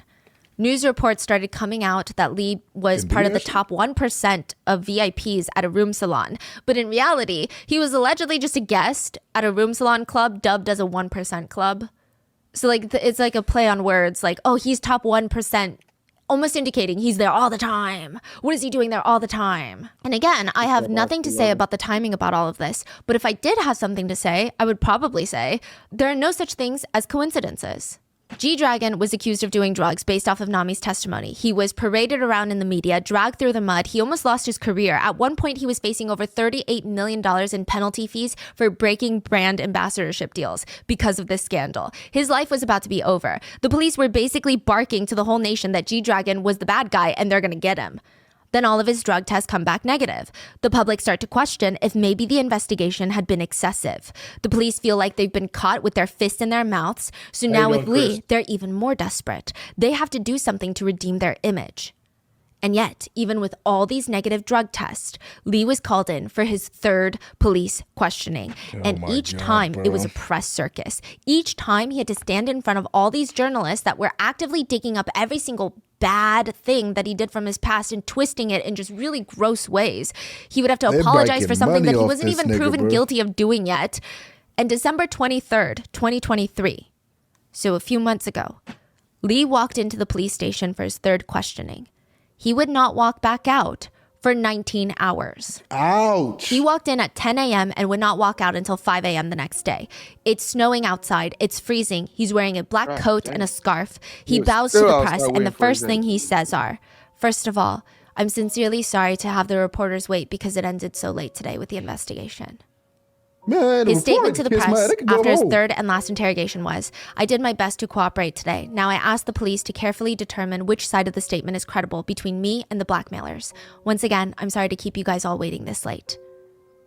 I mean, there's so much wrong with this. In South Korea, you're not allowed to interrogate someone between 9 p.m. to 6 a.m. to safeguard their human rights. But the police stated that they go received consent from Lee, so they're fine. The police argued, but he consented. But like, I don't think he really had a choice here. Yeah. Can you imagine if you reject that? Can you imagine? That would be like career death instantly. Yeah. But there's a reason that it's not advised that police conduct long investigations. It's stated on average, people who falsely confess to crimes that they did not commit were interrogated for around 16.9 hours before they admitted to that crime. That's typically the threshold. Also, side note, but not really because this is so strange, but they made him take mugshots every time he came in for an interrogation. They also refused to let him use the underground parking lot when coming in. Usually high-profile people are allowed because you don't want too much of a media circus for the integrity of the investigation and for the safety of the parties involved. But no, the police wanted it as public as possible. They basically wanted him to have a perp walk. They want the views, and when the police man. were questioned, why 19 hours? Like, yeah, okay, so what? He consented, but why 19? You know what I hate? I hate that they can just say police. I wish there's like names like, okay, this is the man in charge who made these decisions. Because these are, you're talking about some very, very, very life-altering decisions that you're making right now. Like making someone park outside versus parking underground. Like, you know what this is going to do to someone. Like, imagine that's Like, who you. made him do that? Like, what is that going to impact you and your families forever? Yeah. I also this. feel like that is why a lot of the Literally. times even Somebody big should be held companies don't get accountable, not just the canceled for doing police. some of the most heinous stuff Like, because there's there's not a one face, person there's not who's a always name. making these They're like decisions. hidden behind this entity of a group of people. And it's just so not vague. even Same with this case, it's like the police, right? But these are someone's some, making the call. yeah. Someone's sitting there like, I'm going to get a promotion. Yeah. They did get a promotion. The police stated the interrogation was going to last so long because they were also investigating his extortion claims. It's not just because he's a drug suspect. They're also trying to help him. Duh. But it was later uncovered that out of the 19 hours, they only spent 1.5 hours on his complaint that he was being blackmailed.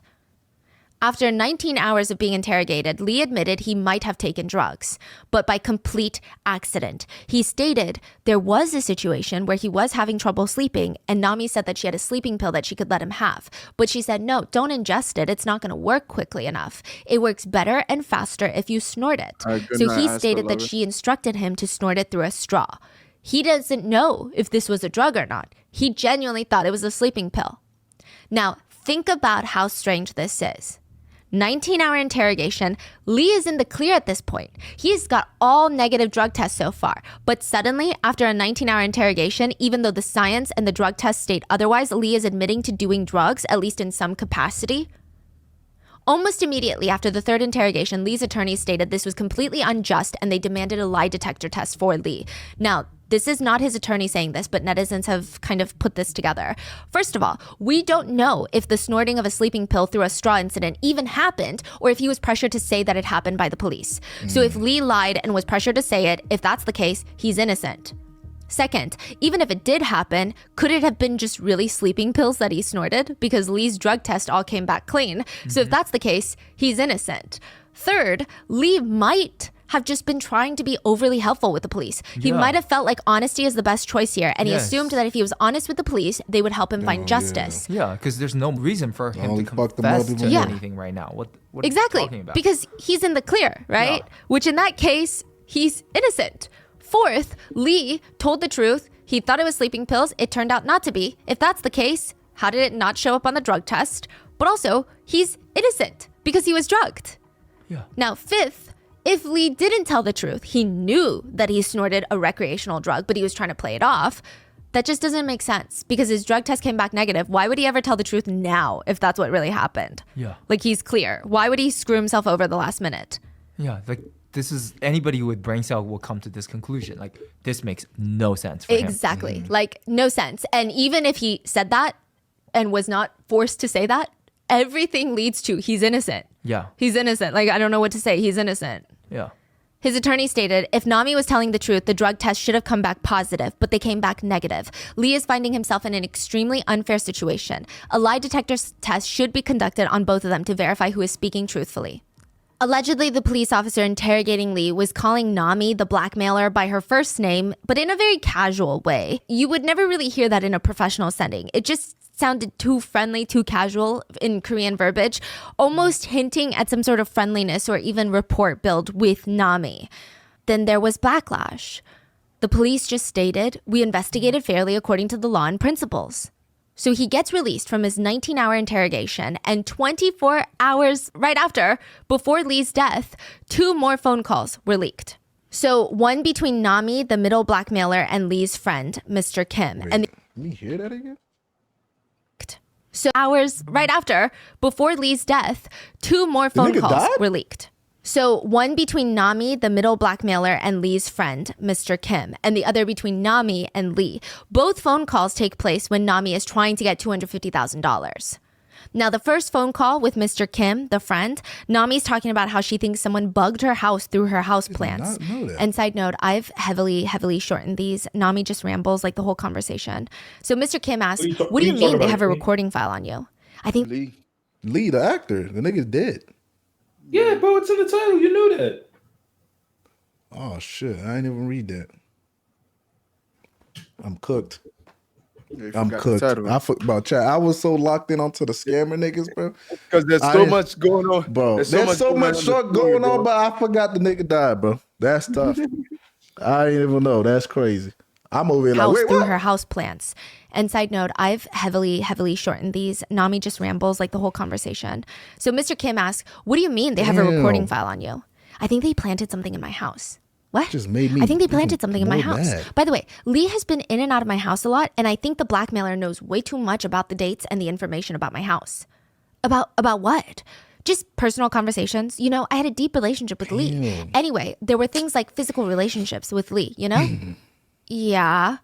But I'm not really on the same team as the hacker, and I'm fine as long as I get arrested.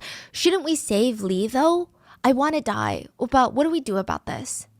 What do the blackmailers want exactly? Money. How much? 250K. Huh? 250K?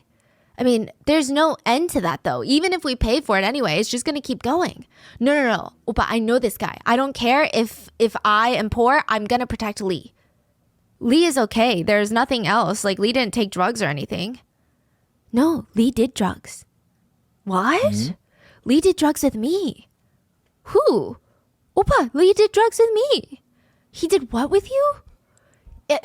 He would be drunk, and then he would come out of nowhere, and he'd have nowhere to go, and then, you know, he'd wake up at my house, and I would try to get him to wake up. He wouldn't wake up. He had to go sign some contract with his wife, and his manager came to my house, and his wife called me like 60 times. He still didn't go home.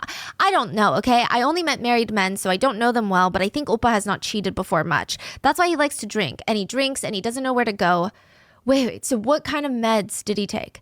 Ketamine and marijuana. I have a pro athlete friend who is doing a doping test right now. It's very accurate. So I did one yesterday, and I knew that there was a lot of cannabis in my body, but Leopo was drunk, and he asked me, do you guys have meds? Do you guys have drugs? So I gave it to him out of curiosity. Yeah, we met a little bit deeper than you thought. He often drinks at home and then doesn't have a place to go. So he would ask to come here, and then he would keep asking for some drugs. He'd be like, do you have drugs? And then I would give him Viagra. Anyway, I tried the doping test, and it's really accurate. Like, you can even tell what kind of diet they have. Oh my God. Look, Oppa, I can go to prison because it's my fault, but shouldn't we try to protect Lee? Why does she keep saying that? Like, so manipulative. If someone is recording in your home right now, then that means you know them. Hwang Hana, the milk chaebol. But I never did drugs with her, I swear. But somehow I got involved. Listen, if we don't prepare the $250,000 by Wednesday, they're going to leak it to the media. So you're saying that your drug tests come back and there's no drugs in your system? No drugs in my system. Then Lee would not have drugs in his system. It's in his hair. Oh, it's in his hair. But you said you didn't have any, though. I bleached my hair 7 times, and I also didn't do drugs that many times. The conversation is just really bizarre. Some netizens feel like it confirms Lee wasn't doing drugs because even his close friend Mr. Kim seems surprised at the mention that he does drugs, and Nami keeps telling him that he's doing drugs. Like, it's just kind of weird. It's like she's trying to gaslight him into thinking that Lee does drugs. Now, the second phone conversation that was leaked between Lee and Nami, he's at golf practice and Nami's just acting incredibly stressed. Lee already knows about the blackmailer and the hacking and all of that, but she's just trying to talk in circles and get more money out of him. She wants $250,000. And at a lot of parts in the conversation, Lee sounds like he's really doubting her whole story about being hacked. She says she's like hacked multiple times. Her phone was robbed. It's just a lot. And now here's what's interesting. In this phone conversation with Lee, she doesn't bring up the fact that they did drugs. She's not like, remember, you would come over when you're drunk, and then you'd be like, do you have pills? That's crazy. She would just cryptically say things like, you did something with me because you were drunk. And Lee sounds confused. He's like, what? She keeps mentioning and hinting at the hacker and like they need the money because there might be drugs in his just hinting at it. Never really says it. Yeah, see, that's like she trying to gaslight him now. Like almost like you don't remember because you were drunk. Yeah. Nami just spends the Trying whole to set him conversation up, trying bro. to convince him to give her the $250K for the blackmailer. And side note, another thing that makes this whole thing so much more sad is one text message sent by Nami to Lee. A lot of netizens think that this proves that he didn't do drugs. This is when she's trying to convince him to give her the blackmail money. She texts him, Oppa, just tell me yes or no for the money. It's so simple. I get you're tired, but right now my life is paralyzing. I didn't know that people around me that were near me were so evil. When that fuck mentioned your name, my heart started racing. Even the simple fact that you will know that I did drugs is so embarrassing. So I just wanted to hide it. That's why I just told you to just leave. She's saying that you will be embarrassed of me doing drugs. Yeah, like I would be so embarrassed if you found out that I did drugs. Yeah, that means he probably doesn't like drugs. Yeah, he probably doesn't do drugs. Otherwise, he'd be like, you do drugs? That's fun. Me too. Exactly. Why else would It's he be very embarrassed if y'all interesting. both do it? Now, these phone calls were released just a day before Lee's death, and I felt like it was more favorable to him. It proved that he was being blackmailed. Other than the conversation with Mr. Kim, which is just, again, Nami talking about Lee doing drugs, providing zero evidence, there's nothing, like really nothing. But the media, the public, they did not care. They used these phone call leaks to further their narrative that Lee was absolutely guilty of drugs. Maybe that, like they're talking about Like, drug how? tests, so maybe he found a way to hack the drug test. Bro, One what? comment reads, So I'm one of the guessing reasons the why nigga drugs are offed so himself rampant in our 'cause country is she because the hasn't talked punishment is about the weak. suicide Similar to rate. China, we should impose life imprisonment or the death penalty. The same day the phone calls were released, 24 hours before Lee's death, the government announced a whole group of promotions for police officers, including some investigators working directly on Lee's case. They were being promoted. December 27th, 2023, around 10:12 a.m., Lee's manager went to stop by his place because he hasn't been able to get in contact with Lee all night. He was starting to get nervous. He let himself in and saw that Lee was not there. There was just a letter that resembled a will left in the house. Damn, The letter bro. allegedly states something along the lines of, I'm sorry, there's nothing we can do, there's no other way. He immediately calls the police and they find Lee Sung-gyun dead in his car. Oh Parked my near God. Waryeong Park, there was a coal briquette found in the passenger seat. He died of carbon monoxide poisoning. Oh, jeez. He was gone. It was stated by netizens, Lee Sung-gyun was not just a suspect in the drug case, but a victim in the extortion case. However, for 71 days, he was treated as a criminal. There's a saying in Korea that is, when I That's do it, crazy. it's romance. When you do it, it's a sin.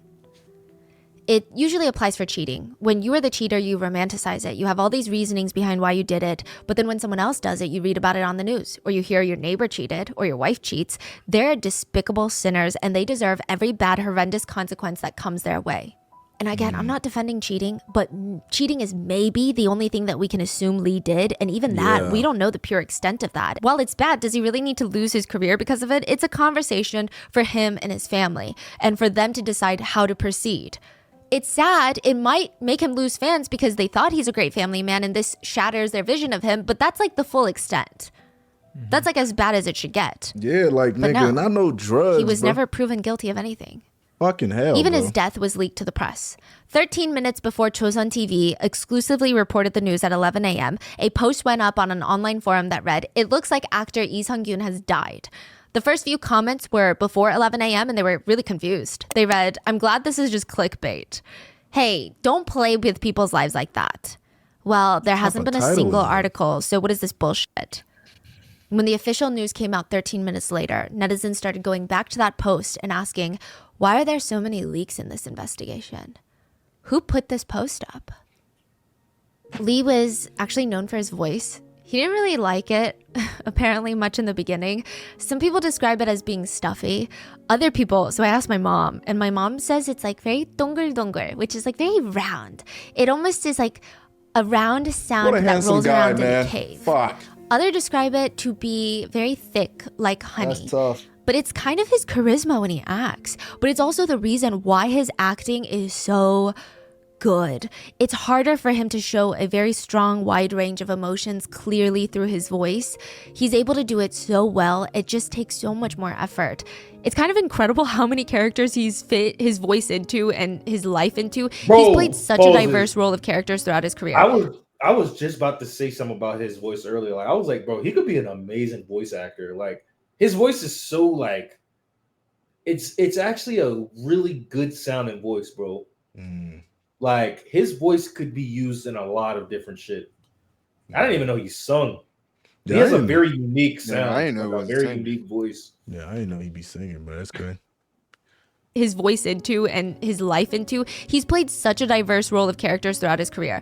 People said he's got this unique talent. He just is able to dial in his aura so subtly. It's like he can control how much of him is actually in this character and how much isn't, how much he's pulling from himself. And it's like the perfect amount each time. One director said, I think the job of an actor is to store up everything he has experienced and feel with his whole body and bring it out in front of the camera and dedicate your life to it. And Lee did that with every performance. But it took a while for audiences to warm up to him. And once they did, I mean, it just kind of exploded. I think for like 7 years, though, nobody knew who this guy was. He worked so hard. He became an A-list actor. And even before that, before he was well off, before he was making good money, a lot of directors just remember how dedicated he was. There was one director who signed Lee for the role of the movie, and the director's like, I'm just letting you know now, this budget is non-existent. So when we have a scene with multi-camera angles where you need 5 different angles in one shot, I only have one camera. So you're gonna have to sit there and redo the same scene while I move around into the 5 different angles. Okay? And he's like, that's fine. Like, he never complained. He was described as being the A-list actor, even when he made it, to show up to these tiny events that his friends were hosting, while all of his peers are like, well, I can't go because the appearance fee and this and that. He would just show up for free. And even before he made it, before he had money, he would get all of his junior actors and co-stars together and he would buy all their meals. He would also, this is when he barely has a job. Like maybe he booked one role. He doesn't have the next one lined up, but he would bring one of his junior friends over, just started, and he would go to the director. Director, I'm telling you, this guy, you got to book him for your next movie. Give him a chance, please. Like, he's so good. He's trying to give his friends roles when he hasn't even secured a role for himself. One director called him a treasure trove of actors. Because every day he would pitch you a new up-and-coming actor that didn't have a chance. And he'd be like, I'm telling you, this is the one. And then he met his wife. Well, he didn't really meet her. He saw her in a movie. And then he asked a friend of his to be like, please, can you just let me meet her in person? One time, you guys are in the same agency. That's it, just once. So they meet. And they talk for 15 minutes. And he had to go because he had to go film. And he begged her for her number. And ever since then, I mean, I would say in hindsight, watching interviews of the couple, it doesn't feel like they have the perfect relationship, but it does seem like they have a lot of love and adoration for each other, but almost a lot of even fun. In an interview, when Lee's wife was asked about what Lee likes the most, she said, that's so easy. He loves 잘한다, like, you did good. I'm so proud of you. You're doing good. Like, wow, that's crazy. You did good. He loves that. She explains, and she's talking to Lee in this interview. You always say that you're not enough and that it's all luck or you were just picked or that the universe lined up. But no, I think it's just talent. In another part of the interview, his wife tells him, I love you, so stop trying to verify and test my love. And he just starts bust out laughing. And then she goes on to rant about him using 20 pots every time he makes a single meal. She says, just because you played a chef one time on a show does not mean you're a chef. The food's not even good and you used 20 pots. Okay? The two dated for 7 years before getting married and having 2 sons. And Lee talked about the birth of his first son, and he said it was so emotional. He said when he was born, it was such an emotional moment. And then out of nowhere, the nurse asks me to sing. And I'm like, what? I'm crying. I start singing, and then I just start sobbing. And there's just so many times you can see how much he loves his kids. There was one variety show that he was on where he would travel through Europe on a train with a bunch of other celebrities. And he would periodically call his family and show them the scenery. But he's such a dad when he does it. Like, you would never think that this guy was on stage to win an Academy Award. He doesn't know how to flip. He's there in like basketball shorts, hoodies, and flip-flops. He's trying to show his sons where he's sleeping on the train, but he doesn't know how to flip the camera over. So he's just like trying to get the angle nonstop. He's just awkwardly trying to show them. Afterwards, his wife is like, why do you look like that? Why's your face so bloated? He's like, yeah, I'm tired. And then she'd be like, okay, show me the train. Show the kids the train. Then he'd go back to showing the train. December 29th, 2023, just 2 days after his death, his family held a private funeral. Lee's 2 sons flew back into Korea, and it is Korean tradition that your loved one or your family member has to carry your funeral photo, a portrait of you, in front of you as your loved ones carry your coffin to the hearse, to the car. My dad did this when my grandfather passed away, and he said it was probably the heaviest thing that he's ever carried. But my dad was a full-grown man when his dad passed. Both of Lee's sons were really young, 14 and 12. Damn. There were also post-it notes left behind by fans at the funeral, and they read, "Rest comfortably now," and "Goodbye, my ajashi. I'll love you forever." At the SBS Drama Awards that was hosted that very night of his funeral, everyone came, but netizens said there was a shift in the air. There was almost this contained, controlled anger running through everyone there. Anger and sadness. Hwaza had rehearsed 2 of her new biggest songs, Chili and I Love My Body. But in a single day, she changed her entire set and outfit, and she sang her song LMM, dedicated to Lee. The song is about breaking free and trying to face adversity and still have hope. The lyrics go, like the world is going to end, the sun sets into the long darkness. It feels like we're going to get thrown away. Even if we try to make more, we're still just hanging around the same place. But flowers bloom even in the falling rain. One of Lee's friends won an award, and he had just spent the earlier part of the day at Lee's funeral, and now he's at this award ceremony, and he went up on stage and he said, "Today is the day that I sent my brother to heaven, and today is also the day that I won this award." Wow. So I dedicate this to you in heaven, who has always been very serious about acting. Damn. You could tell when Stephanie about to cry, bro. 수상 소감보다는 그냥 편지를 하나 쓰고 싶네요. Yeah, I remember this. 이제 더 이상 아픔도 걱정거리도 없는 평안한 세상에서 편하게 쉬길 빌겠습니다. Yeah, the bad guy in Bloodhound. 오늘 너를 하늘나라로 보낸 날인데 형이 상을 받았다. That's tough. 언제나 연기에 늘 진심이었던 하늘에 있는 너한테 이 상을 바친다. Calling him 잘 little 가라, brother, 동생. bro. Now, it was very quick for the police to be able to track SJ as the main blackmailer.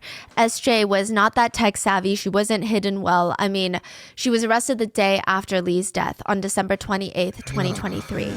And this part really angered a lot of netizens. But she showed up to the police station in a big black puffer jacket, hat, holding a 2-year-old baby in her arms. So you remember how Nami is called a flower serpent, like a flower snake?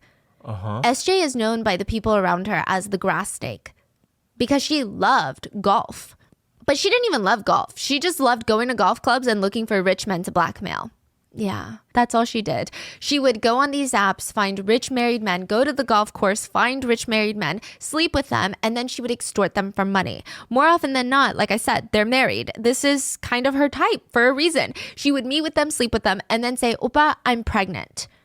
So just imagine her calling up like 10 guys allegedly to state, "I'm pregnant and it's your child, but I'm reasonable. I don't want a child. I don't want to break up your marriage. So let's terminate. But I need money to do that." The men would happily hand over the money. But a few days later, they would get another phone call. SJ sounds emotional. She sounds scared. "They said I have a condition that makes the termination process so much more complicated. They say it's going to cost a lot more." How much more? About $8,000 more. The men typically already came this far. There's no going back, so they would send her the money. And usually this is where her scam would end. Until January 2023, she actually ends up having a baby. She's actually pregnant. So she decides to expand her scam. She went from, "Oh no, I'm pregnant, send me money to terminate. Oh no, they said I have a rare condition, so it's going to cost a lot more," to, "Oh well, oopsie, they actually told me my condition is uterine fibroid cancer, so I will die if I don't have the baby. Anyway, I gave birth and it's yours. It's your baby, so pay me child support." At one point, she was collecting child support for 5 different men for one child. A child that she didn't even want to take care of. It's alleged that SJ would get so excited to party that she would just drop her baby off at random people's houses and leave. She would not come back for days to get that baby. She was just so bizarre. Like everything about this was bizarre. What the fuck? And a lot of netizens felt like the craziest aspect about this case in terms of SJ was, I mean, all of this was for a Porsche. Not really, but kind of. She really wanted a Porsche Taycan. Yeah. SJ wanted to scam people and blackmail Nami so that she could just drive nice cars. It's not like she was in desperate need of money to survive. SJ's dad is actually quite wealthy. He owns a big wild ginseng distribution business, and in a lot of Asian countries, ginseng can be upwards of like $1,500 a pound during high seasons. He bought her the apartment that she lives in. He bought her a luxury SUV to drive. He told her, "These are your necessities. Anything outside of that, you're going to have to earn because you're in your late 20s. And And it'd be so easy. He even offered her a job at his business where she could get paid $10,000 a month if she worked hard. God It was not enough damn. for her. It's likely that SJ brought the baby into the police station to get sympathy from the press and the police. It kind of backfired. She ends up getting charged on child abuse on top of her fraud and blackmail charges. And yeah, in addition, a plastic surgeon named Dr. L was also arrested for suspicion of supplying Nami and all these other people at the bar or the salon with drugs. The most infuriating part of all of this is that SJ and Nami's identities were being protected by the police. They were actually released by YouTubers, which is very complicated because on one hand, I don't know if YouTubers should be the ones releasing people's personal information like that, because what if they get it wrong? Who are they to make that decision, I guess? But at the same time, why do these people have the privilege of hiding their faces? Exactly. Like if nobody is innocent until proven guilty, then nobody is innocent until proven guilty across the board. And again, another infuriating thing is Nami, even the madam of the room salon, had a lot of luxury items. She had bags that were worth like $20,000 to $30,000 a bag. She had a Cartier Benoit watch, like very expensive things. And again, nothing excuses blackmail. But these women, they didn't even need money to put food on the table or feed their kids. They did it for luxury items. A professor of criminal law said about the investigation, "The interrogation should have stopped at the second drug test. They both resulted in negatives. However, because of the media and press attention, the police felt pressure to find a criminal. Maybe they felt like they had to keep trying. It's like they were forced onto a train that they couldn't stop." Yeah. But the police disagree. The day after Lee's death, the Incheon National Police Agency held a press conference where the police commissioner general, one of the highest ranks, said, "Anyway, it's a really unfortunate choice. And I personally really like Lee." He's talking about the choice being Lee's, not the choice that the police made. Oh, really? What? Unfortunate choice. That's crazy. And I personally really liked Lee, but I don't agree with this as, did the police investigation go wrong? It would be difficult for us to handle such an investigation if we continued to conduct it behind closed doors. Don't you guys want to know the truth? Do you tolerate it when we investigate it with a private interrogation? So he's throwing the blame back at the public and the press, stating they would have been upset if they kept the investigation quiet. What? The CEO of the Korean Film Producers Union said, the police commissioner basically just said, "What? You guys wanted this. Why are you doing this to me and getting mad when you're accomplices in all of this?" The police general It's a damn continued, police I officer. cannot agree with the allegations of a time-consuming investigation. The period of investigation into Mr. Lee is the time it normally takes to conduct a drug investigation. And unlike G-Dragon, who was cleared of charges, we decided that further investigation was necessary, so we summoned him once more. To the very end, it seems like they will take zero responsibility.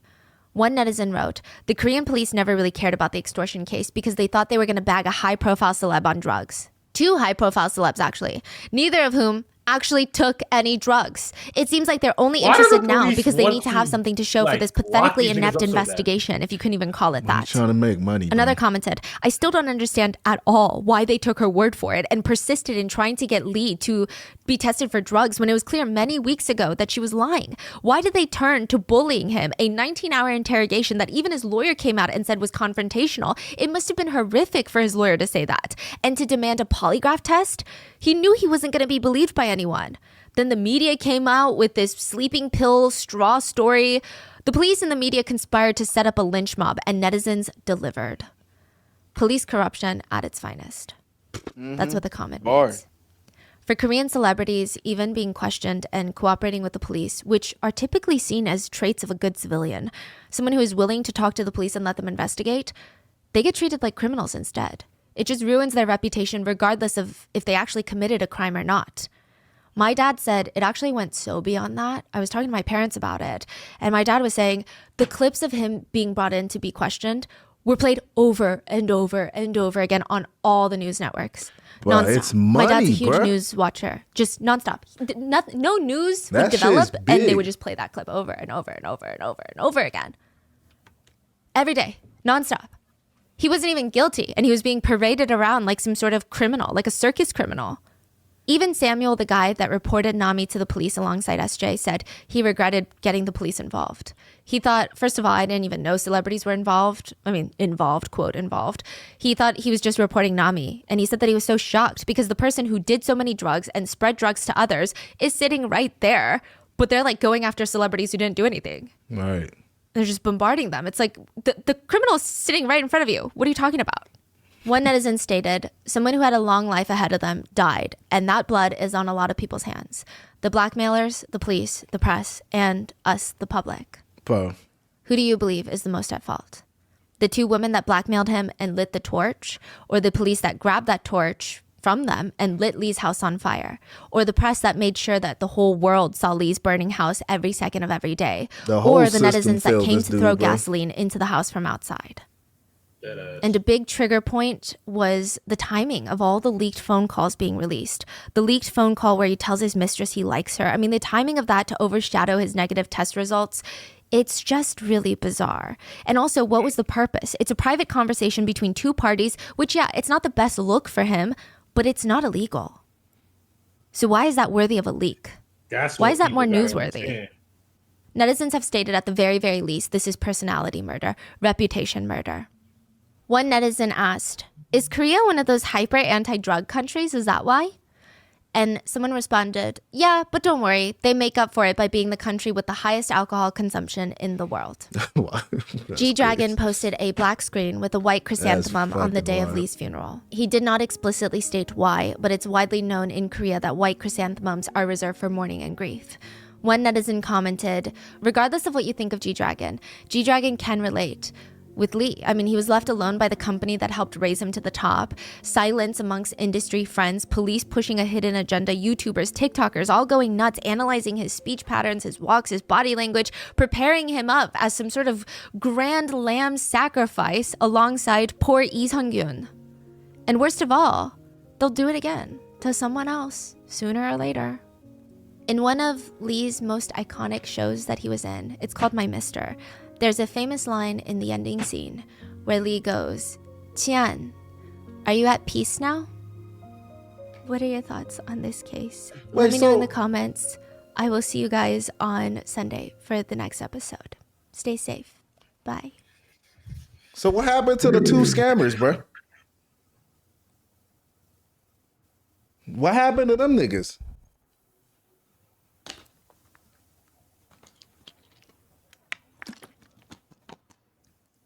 How many years did they get? Didn't they say that one of them tried to flee? The Nam one tried to flee, but they caught her ass. Yeah. That's how they got all the information. They went to prison. Okay. They went to prison. Okay. All right. Yeah, because I think she said it in the beginning, right? Nah, but that's sad as fuck, bro. Niggas. Yeah, I feel bad for that dude, man. That shit is crazy, bro. That shit is insane, bro. Shit's fucking insane. That's people that go through this shit on a daily too, bro. Is the wife still like making movies and shit? That was a long episode. Been a while since we did one of them long episodes. Yeah, the wife came back to work. Okay, yeah, she's acting. I feel bad for That's that, crazy. bro. That nigga got scammed, got He got manipulated. hoed. He got hoed. I ain't gonna lie to you. He's the one that lost his life, bro. That's crazy. They did that nigga so dirty. 19 hours interrogation, bro. Niggas was leaking. But I'm telling you, bro, they be trying to get money off shit, bro. Bro, If not you once, famous, not bro, twice, but 3 times he was called up. Bro. yeah, bro. And niggas had all negative tests of drugs, bro. Like, what more do you want, bro? What are you calling me 3 times for? You want to talk to me about some fucking leaked fucking recorded out? Nigga, what the fuck I gotta do with anything? Like, you don't get the fuck out of my face. Niggas trying to find something. No, ain't nothing. We try everything, but we need one thing so we can put Yeah, pressure bro, on that shit They and need make the something big out news, of it. bro.